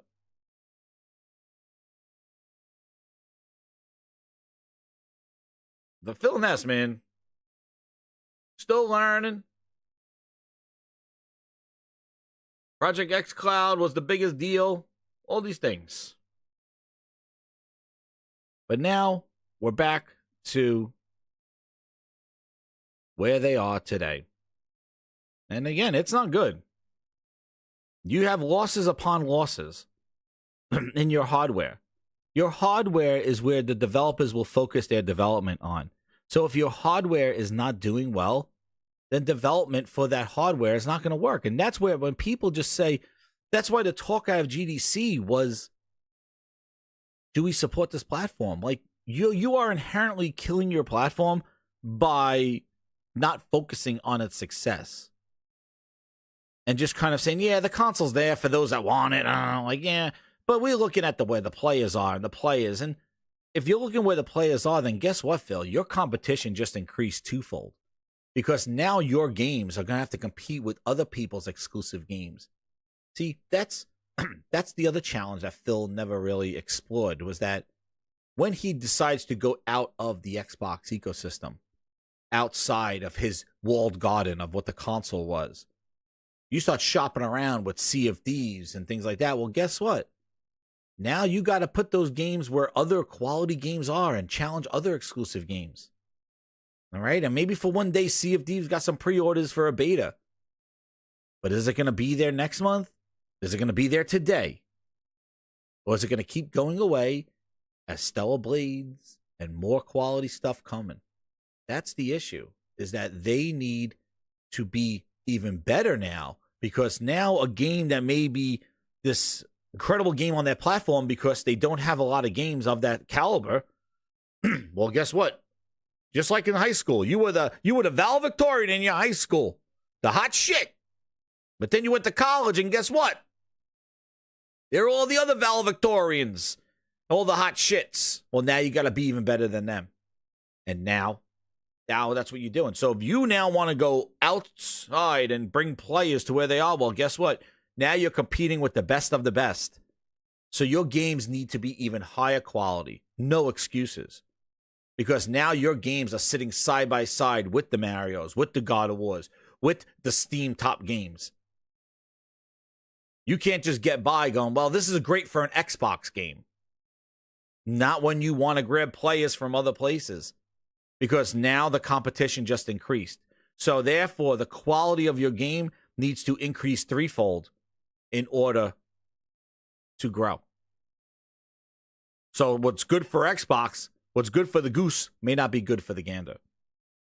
And that's a quality problem that they have. They can't even be good for Xbox. How are they going to be good for everyone else? Like, you think that if they shipped Sea of Thieves day and date the way Sea of Thieves was, yeah, after 7 years of updates, yeah, now not too bad for $40. Even though I'm not playing that. I play enough of that. Look what happened with Starfield. Shipped everywhere. Exactly. That's Seth. You're swimming in the ocean now, you little guppies. Yeah, quality is very important. And if you care about the players are now getting wined and dined, and they have come to a level of quality that they expect. So your games can't launch with excuses. Like, oh, yeah, we'll fix it in a little bit. Yeah, well, while you fix it, here comes God of War 3. I'm playing this. Thanks. Keep fixing. I'm not buying your stuff. Well, yeah, it's going to take a couple of months. Starfield needs a couple of updates, and you've seen this. They put their games on PC. Look at it. Starfield was on PC. It sold the first month, and it dropped off like a friggin' anchor. The modding community's not ready. Their stuff's not even ready for prime time. They're putting in shadow updates and all this other, like, really, like quick fixes.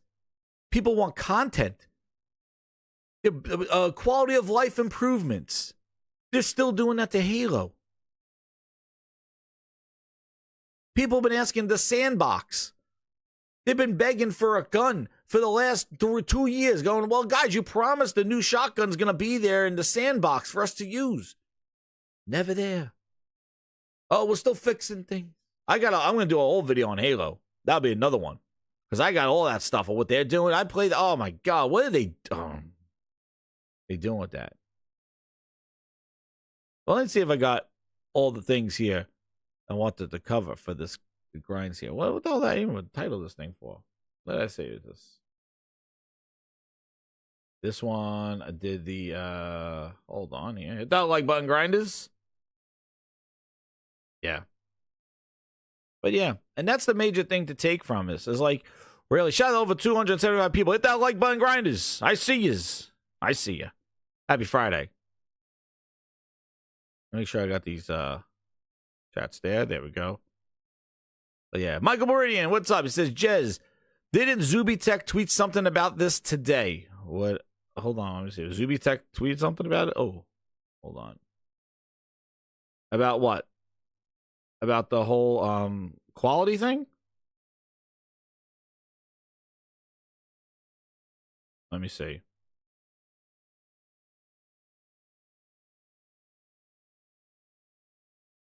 Yeah, I you know, and again, that was a weird flex from Satya, you know, talking about that. Like, it seems like he was like doing something with Twitter on there, but look, even you say, well, it's not about consoles, it's about Game Pass.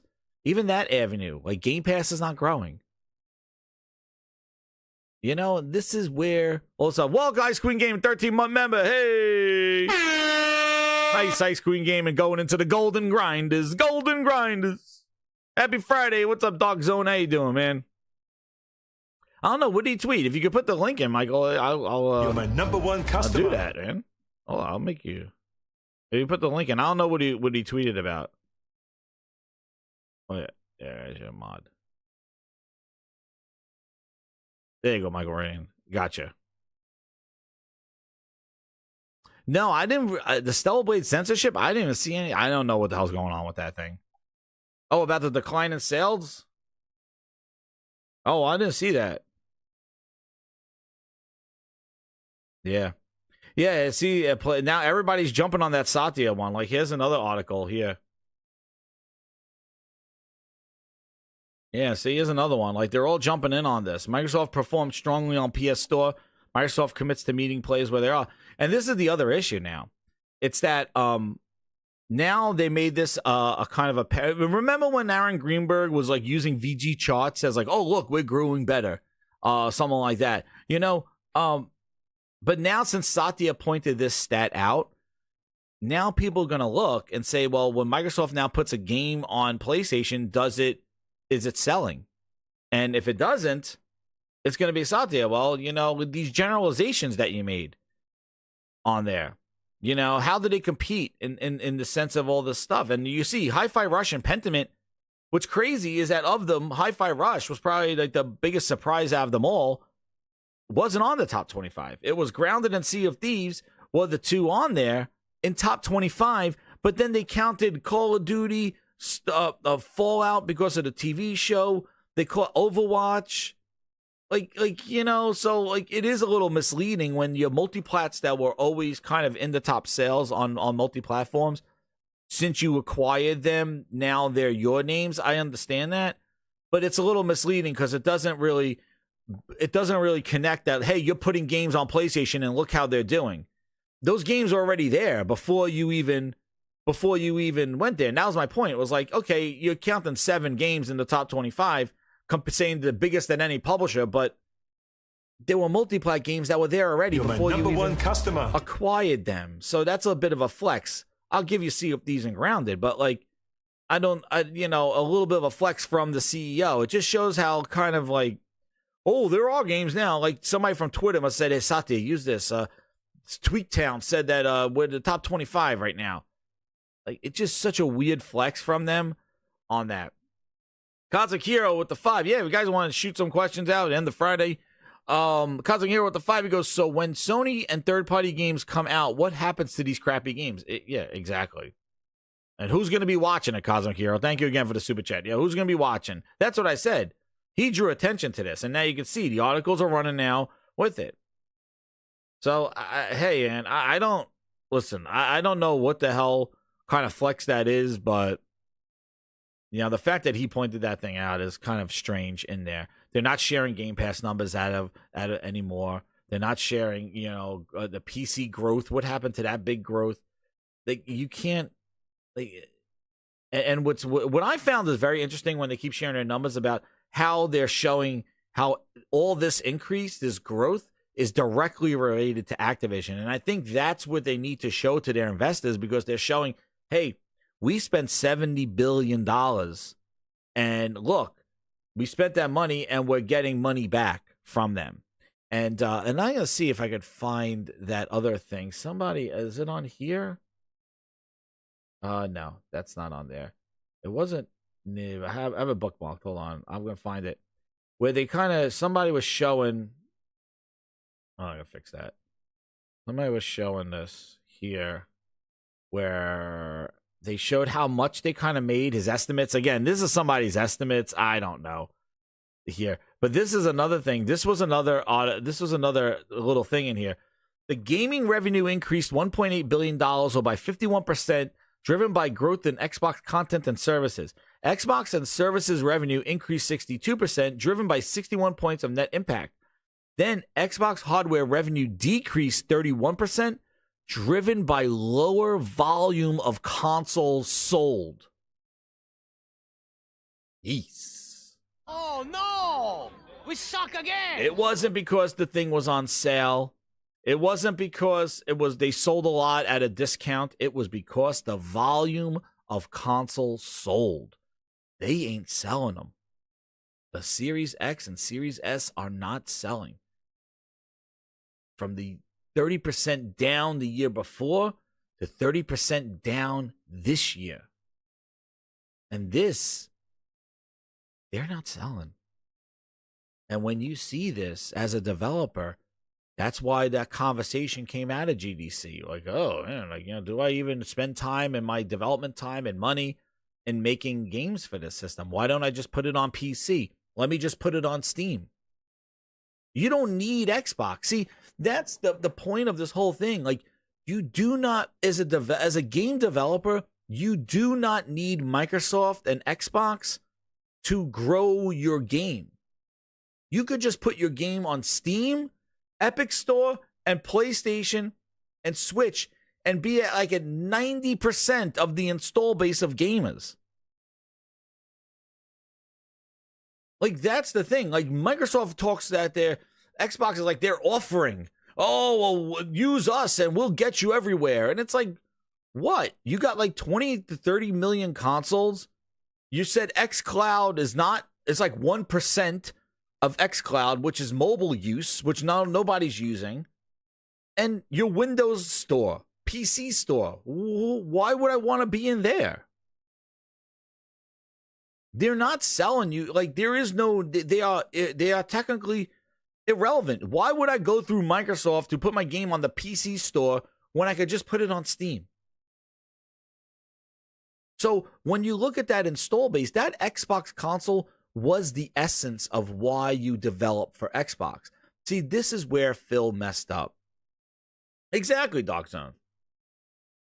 They're trying to pretend that they offer a service, a value. They're like the people that come around and say, like True Green, like, hey, you know what? I offer a value. I'll spread my seeds, paws all over your friggin' lawn. I'll spread some seeds and kill the weeds. It's a service. But meanwhile, the guy's he's sprinkling sugar all over the friggin' place.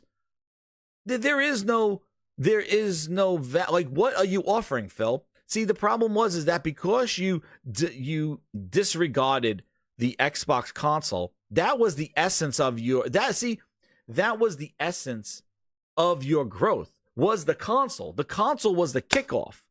If you went into Xbox console and you bought a game in the console, and then from there you jumped onto xCloud, and then from that cloud you jumped over to PC because you got the game for free in Windows Store because of Play Anywhere, you use the console as the leapfrog. Exactly what Sony does with the Portal. Like, in order to get on the go, you use your PlayStation as the thing to get me in the door, and now I use the Portal to play away from my PlayStation. The Xbox was the hardware. Instead of making the hardware irrelevant and going like, yeah, we make it, it's okay, but it's really about the players, the console needed to get even extra reinforcement to be the heartbeat of the strategy, because by using the console as your 100% gaming revenue, that you get everything that goes through there, your service leapfrog. They did it with the 360. The Xbox Live was essenced on the console. You use the console, you got Xbox Live, and then they try to use Xbox Live on PC and on a credit card and all this other stuff. But the console and the console player was the most important fact in this whole exploration, because that is the day one person, Phil. Like, right here. Console is, it's your highest value gamer. It's your person who plays the most, they buy the most. But the thing that's there, it is right there. Why would you disregard your highest value gamer? The console is the most important. About console is, it's your highest value gamer. It's your person who plays the most, they buy the most. He said that. But then hear this. He continues. About console is, it's your highest value gamer. It's your person who plays the most, they buy the most. But the thing that's also important is that customer is actually your most valuable customer across every device. That's the leapfrog. But the problem is that he focused on the other devices and those customers and didn't take care of that customer, the Xbox console customer. And you could say consoles are dead, consoles don't matter. Listen, console sales are not growing. Says the number one customer. Console sales are not doing anything. Says the person that's down 31% on top of the 31% down the previous year. And then tell me how Sony and Nintendo need to carry that minus 31% of console sales. That's the issue. Yeah, consoles are down because you suck. Because you are not doing anything to contribute to that console growth. How can you look at these numbers and go, oh, yeah, we're reaching more players than ever? You're 31% down. The console was the heartbeat. You bring them in the door. You bring them in the door to Xbox console and you show them what your games, you bring them in. And then from there, they go to PC and try the games out over there. They go to cloud, but your console is the heartbeat. But because you abandoned that core audience and didn't give them the games that they bet on, that's the problem. You said, hey, leave them over there, give them more hardware, give them more stuff. Let them wait for the games. Wait, right, Phil? Let them wait. Let me go play over here, mobile gaming. Let me go. And they couldn't wait any longer. And now they're voting with their wallet and they're not buying your product. And now you have PC and mobile gamers that don't care about you. They never did. And now your console core audience is dissolving right in front of your eyes. And what are you left with? You're left with an $80 billion expense and nobody to buy your games. and all this IP. Cosmic Hero with the 5. He goes, so when Phil leaves, Jez, this fails big time. They're selling everything. They are trying to buy more. Yeah, I agree, Cosmic Hero. I think, what we will see is that maybe next year, if they don't grow with this Activision deal, that they start kind of shedding things off and make them work independently or doing some stuff because they got too much. And if the numbers don't matter, because that's why they're sharing this. That's why they're talking about this Activision growth. Because let me see if I could find it on here. Because it was pretty interesting. And again, I don't know if it's actually real numbers. I'm not going to say that they're real numbers, but I just wanted to... Somebody put this chart. Who's this? This guy, John Welfare. He follows all this stuff too. He kind of like reports some of the numbers and things like that. But... And I'm just going to the main thing I wanted to show here, again, not saying, oh my God, look at this, the facts. But look, with or without gaming, right? So with ABK, this is what he's estimating, right? So you got ABK, here's the $1 billion purchase, right? But look, with and without ABK, look at the difference here. You're looking at, if this is their growth, like, hey, without ABK, we were at 3 million. With ABK, we're at 5. So showing this to their investors, it's like, look, we made $2 billion. Dude, if they're making their billions of dollars, this is without and with. If next year, that $5 billion is kind of like at 6 billion or 7 billion or like a 1% growth, how long before they make their 71 billion up? And that's the main thing I wanted to show. Like, again, I'm not saying that these are real numbers and stuff like that, but if you look at the rate of like, hey, look, we spent this much money, $71 billion.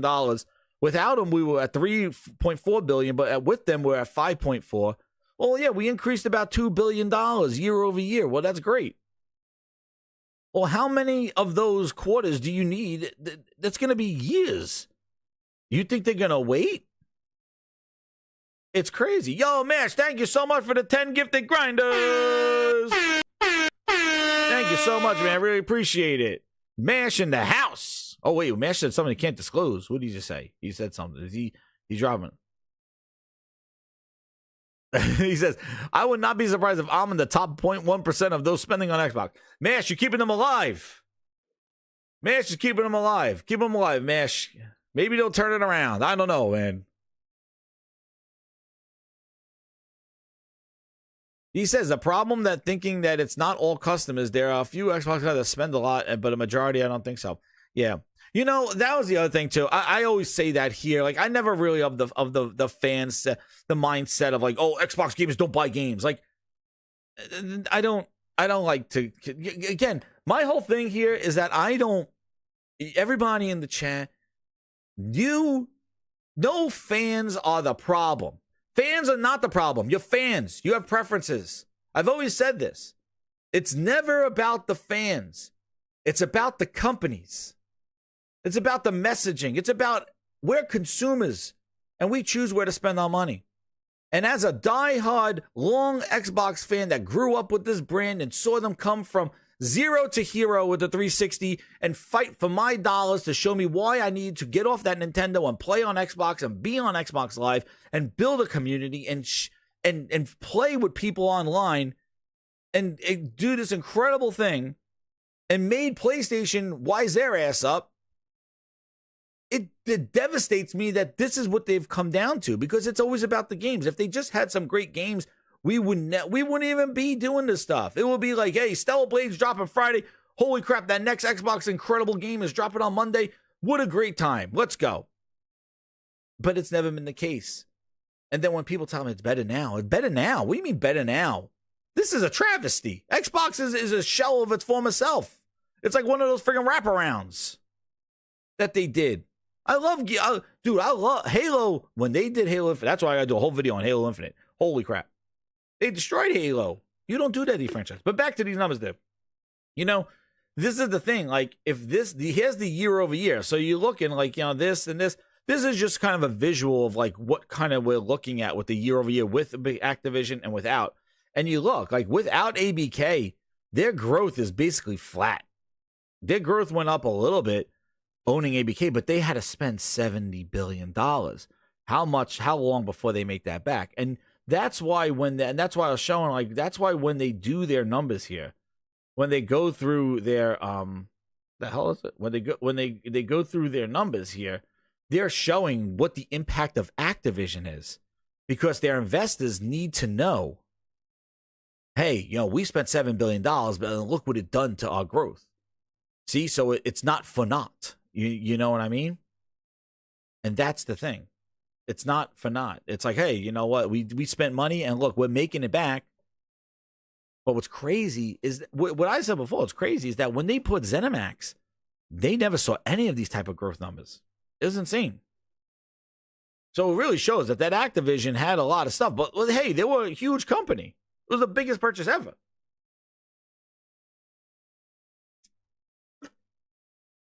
But yeah, it's just really crazy, dude.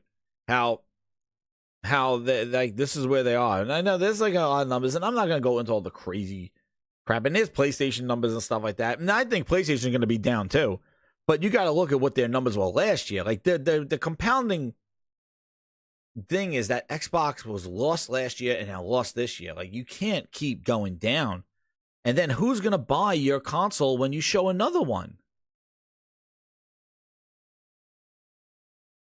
Like, who? I don't understand. Like, who? Maniola's, there we go. Oh man, Maniola's, the grinders doing their work. Holy crap, there he is. Get ready. New songs are coming. Oh man, Maniola's, put in that work. Thank you, Maniola's. But it's crazy. And then when you come off this thing, and then you watch a Raz making honey. Oh man. What happened to the Raz Studios? And we're sitting there, where's Everwild? Oh no, we make honey now. It's like, LA, are you hands off? And one other little tidbit coming from the day with Phil Spencer. You want to hear this? Hear this part of this interview. I thought this was wild. A day with Phil Spencer continues. Because why not? It's Friday Grinders. Hit that like button. We'll have 250 people here. Get ready. Right now, what do you feel like has been the biggest challenge that you've had to overcome? My biggest challenge. I should have a good answer for this. I don't. It's a good just question. been smooth sailing? No, it hasn't. It hasn't. But I'm trying to come up with something that would be insightful for somebody to listen to. I mean, because the fan side of it at first, I didn't, as the head of first party, like Phil Spencer's, whoever that is, yeah. And you've got, the Dons and the Mark Wittens and other people that were kind of more the visible spokespeople for what we were doing. But I mean, nobody wants to hear me go on about like what it means to be that visible and that public. The thing, I guess, from a purely pragmatic standpoint is the hardware timelines for me. Like I've just never been a hardware person, and I know what I want out of the platform I'm building for. But you and I could sit here and play Halo Wars 2, yeah. Which is coming out in 2017. We could play it, have some feedback, get into the game. Like your hardware timelines are so long out that you've got to make these bets. And like the decision, do we announce Scorpio and Xbox One S on stage at E3 is something that has long-term implications to the business and your hardware roadmap, because you're making a commitment to the customers about what you're going to go do. I thought what was very interesting is that he's like, I'm not a hardware guy. And under his realm, all he's been doing is releasing hardware and announcing hardware. And that was the thing that always shocked me. He was the head of first-party studios before he got this job. I remember when he got this job, I'm like, oh yeah, here we go. The guy who ran the first party is going to, bring Xbox back. He knows the games. He knows what to do. He knows the games matter. He's the head of first party. And what shocks me is how he's been here for over a decade, and first party has been the worst under his realm when he knows what first party delivered on. He was there with Gears and Halo. He was there through the 360 with Shane Kim. He was there. He's not a hardware guy. He don't know. He was the hardware. But what's crazy is that they use the hardware as the carrot. And all he has done is the 1X, the Series S, the Series X, the 1S, the 1S squared, all these things. The cue cards. He's looking at cue cards. I don't know what he's looking at. The game cue cards even start here. He's not a fan of hardware. That visible and that public. The thing, I guess, from a purely pragmatic standpoint, is the hardware timelines for me. Like I've just never been a hardware person, and I know what I want out of the platform I'm building for, but trying.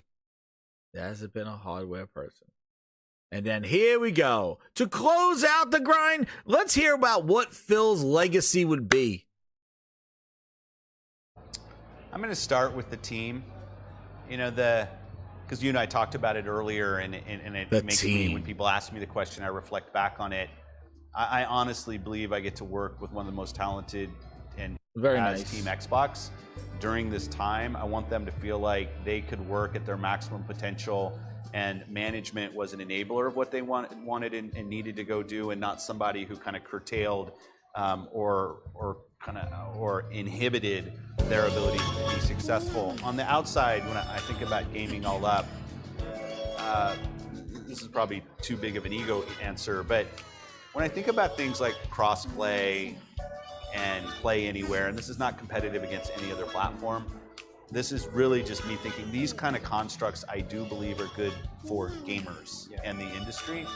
And I'm hoping that as we take our Xbox platform and push on those things, that some of these things stick, and just the idea that I buy my games per device, or I can only play with people that happen to be on the same device on the same network I'm on, kind of goes away. I just think that's a better spot for developers. It's a better spot for gamers. I love that as the head of the company that's one of the big pillars of gaming, you're actually more interested in tearing down the walls that keep you guys separated than you are building them up. Yeah, this, not to make it about Microsoft, and I know we're getting close here, it is one of the enablers of working at a company like Microsoft. You know, Microsoft, in their ambitions to empower people to do more, it's about the person more than it is a specific device, more than it is about a specific kind of closed ecosystem. I think there's some really special things about a console, and I'm going to hold on to those things, hold dear to them in terms of how your games work and parental controls and great on my TV in a family room environment. But focusing on the person and what we empower that person to go do, I think is, at a fundamental level, the right thing to do. And I work at a company that's their ambition. How do we use gaming consoles and gaming on other devices as something that just reaches as many people as possible? Phil, thank you very much for your time.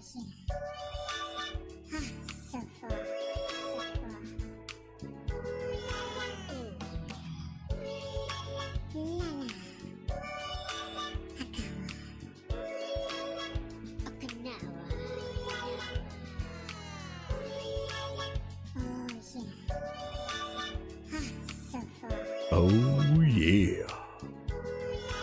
The smooth sounds of Philness. Yeah. Look at I say it out. Oh, it's the right thing to do. Oh yeah.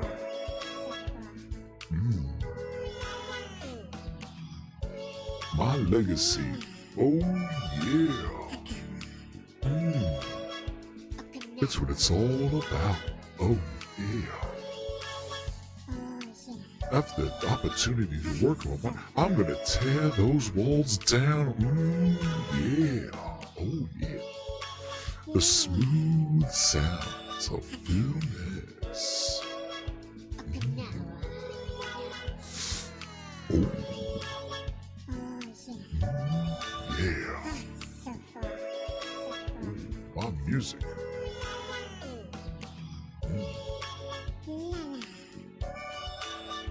Man, Phil Ness. Oh, brings a tear to my eye. It's about the players. It's about the players. It's about the... Oh my God, where are the games? We're learning. Oh, it's about the players. Tear it down. Tear the walls down. Need Chris Jericho music. Tear the walls down. tear them down with what? Pentiment? You're tearing them down with what? I'm tearing down those walls. Redfall, here we come. What? Forza. We're going to tear it down with Forza Motorsport and leveling up your car 5 levels. Get him, Grindhounds. Bullshit. Get him. Oh, my God, Phil. Like, come on. I love they play the music. Like, it's like... Device more than it is about a specific kind of closed ecosystem. Oh, it's not a closed ecosystem, but it is on their ecosystem, though. It's on Game Pass and Windows Store and Windows PC and Xbox services. Oh, but not closed system at all, right? Yeah. Oh, come on. Please. Oh, my goodness. Please. Oh, he's such a nice guy. So nice. You know what's nice? Giving people games that they can play. That'd be nice. Right? Man, fill out that end. There's only one word! to describe you, and I'm gonna spell it out for you. S-A-W-T-F. Soft! We don't need no softness in our games. We need quality. We need the games that we want to play.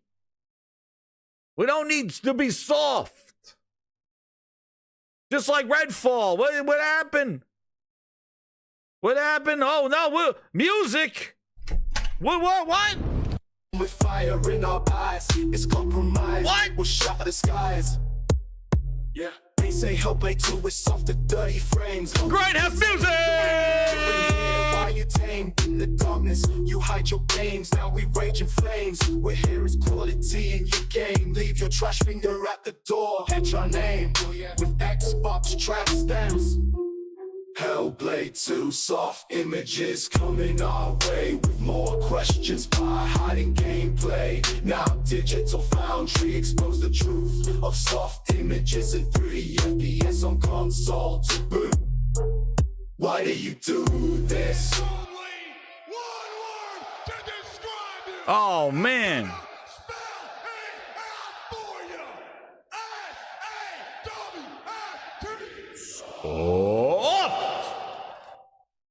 Oh, man. Dalai Lama of gaming. Come on now. We've been through this before. Brushing our balls and then no games. Come on. Grindhouse music, right? Grindhouse gaming music. There's a preview of what the ultimate grinders are listening to right now.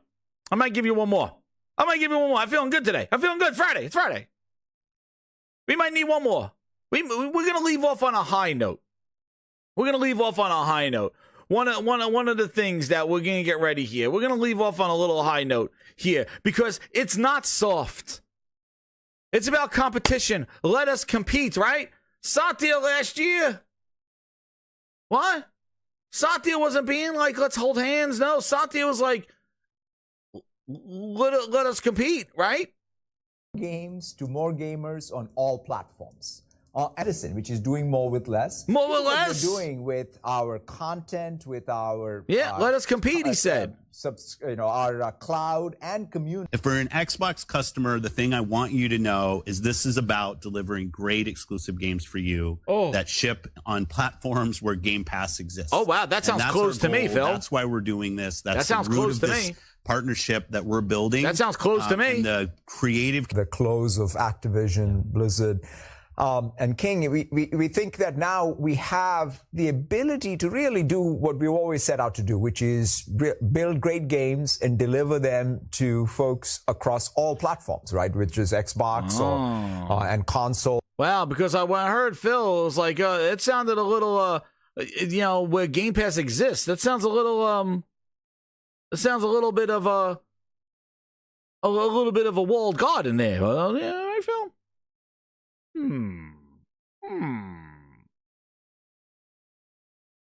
Every other week. We suck again. But I'm going to tell you, Compost Smurf, we're doing this full circle. Gaming Grindhouse, gaming ultimate grinders. So if you got a VIP, you can upgrade and get all this incredible music. Day it drops. Grinders. Well, we're dropping this with quality because I'm going to go play some Stellar Blades. All right. but we got the power of Mark W.S. Cerny. Here he comes, baby.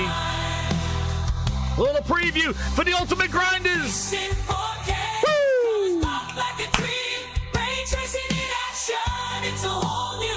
Quality. Resolution, scaling, bringing visuals to life. Get him, Cerny. Here's a sample for the Ultimate Grinders. Hit it. Cerny, woo! Ready to go down. PS5 Pro, gonna take the game to ground. Phil Spencer, stuttering like Satya. Hummer. PS5 Pro on fire, gonna bring the fun. Stop the tech, cutting edge, and advance with the power of the PS5. Gonna make you dance. Feel sweating bullets, can't keep up the pace. Cerny shows no mercy. Game over, he got this break. Woo! Satya stuttering, same. Hummer. Cerny will shine them all like a supernova. The gaming world, your undisputed king.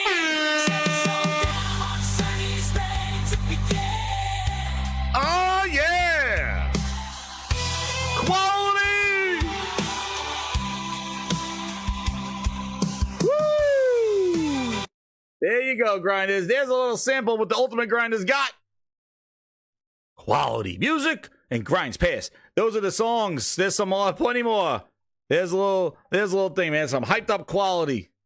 There you go. They're Toys to the Bobblehead too. Oh my goodness. We got all craziness going on there. But anyway, Grinders, I appreciate all the support, new members. It's quality games where customers spend your money on the games. Quality. We are the power. We are the customers. Stop bullshitting. Stop talking about all this what ifs and would have beens and flying cars. Stop saying $70 billion, we're going to fix things. Come on now. Come on, Phil. We know about $70 billion. We know about $70 billion. It's one of those Fridays. We know about $70 billion. Phil. Oh, no. Don't do it. We can't do Friday without groping. Groping. Oh, no. And we will always be beat. Gonna spend more cash, make ourselves complete. Yeah. We need $80 billion. Gotta make a splash. Oh, $80 billion. We'll go all out, no holding back.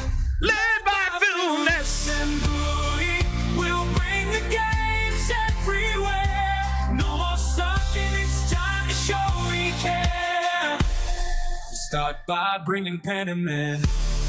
See if thieves high fire rushing round the games over to PlayStation and Switch. And we will say that exclusives don't matter anymore. And then when we get Starfield ready for the pitch. Big booty Bobby and Baloo walked out with the bag. And now left with all these IPs. What the hell are we supposed to do? Gotta make a splash. To be relevant, we'll go all out. No holding back. Led by Phil Ness and Booty. We'll bring the games everywhere. No something, it's time to show we care. Oh, man. Oh, damn. Hit the mic. Hey, it was a fun Friday. Yo, I want to thank everybody for coming through. Hit that like button. Share it out. Gaming Grindhouse rocks. We got some more gameplay coming your way. Some streaming over the weekend. And Gaming Grindhouse on 8 o'clock on Monday. So thank you again, Grinders. Enjoy. Hit that like button. Tip your waiters on the way out. And have a great weekend. Talk to everyone later.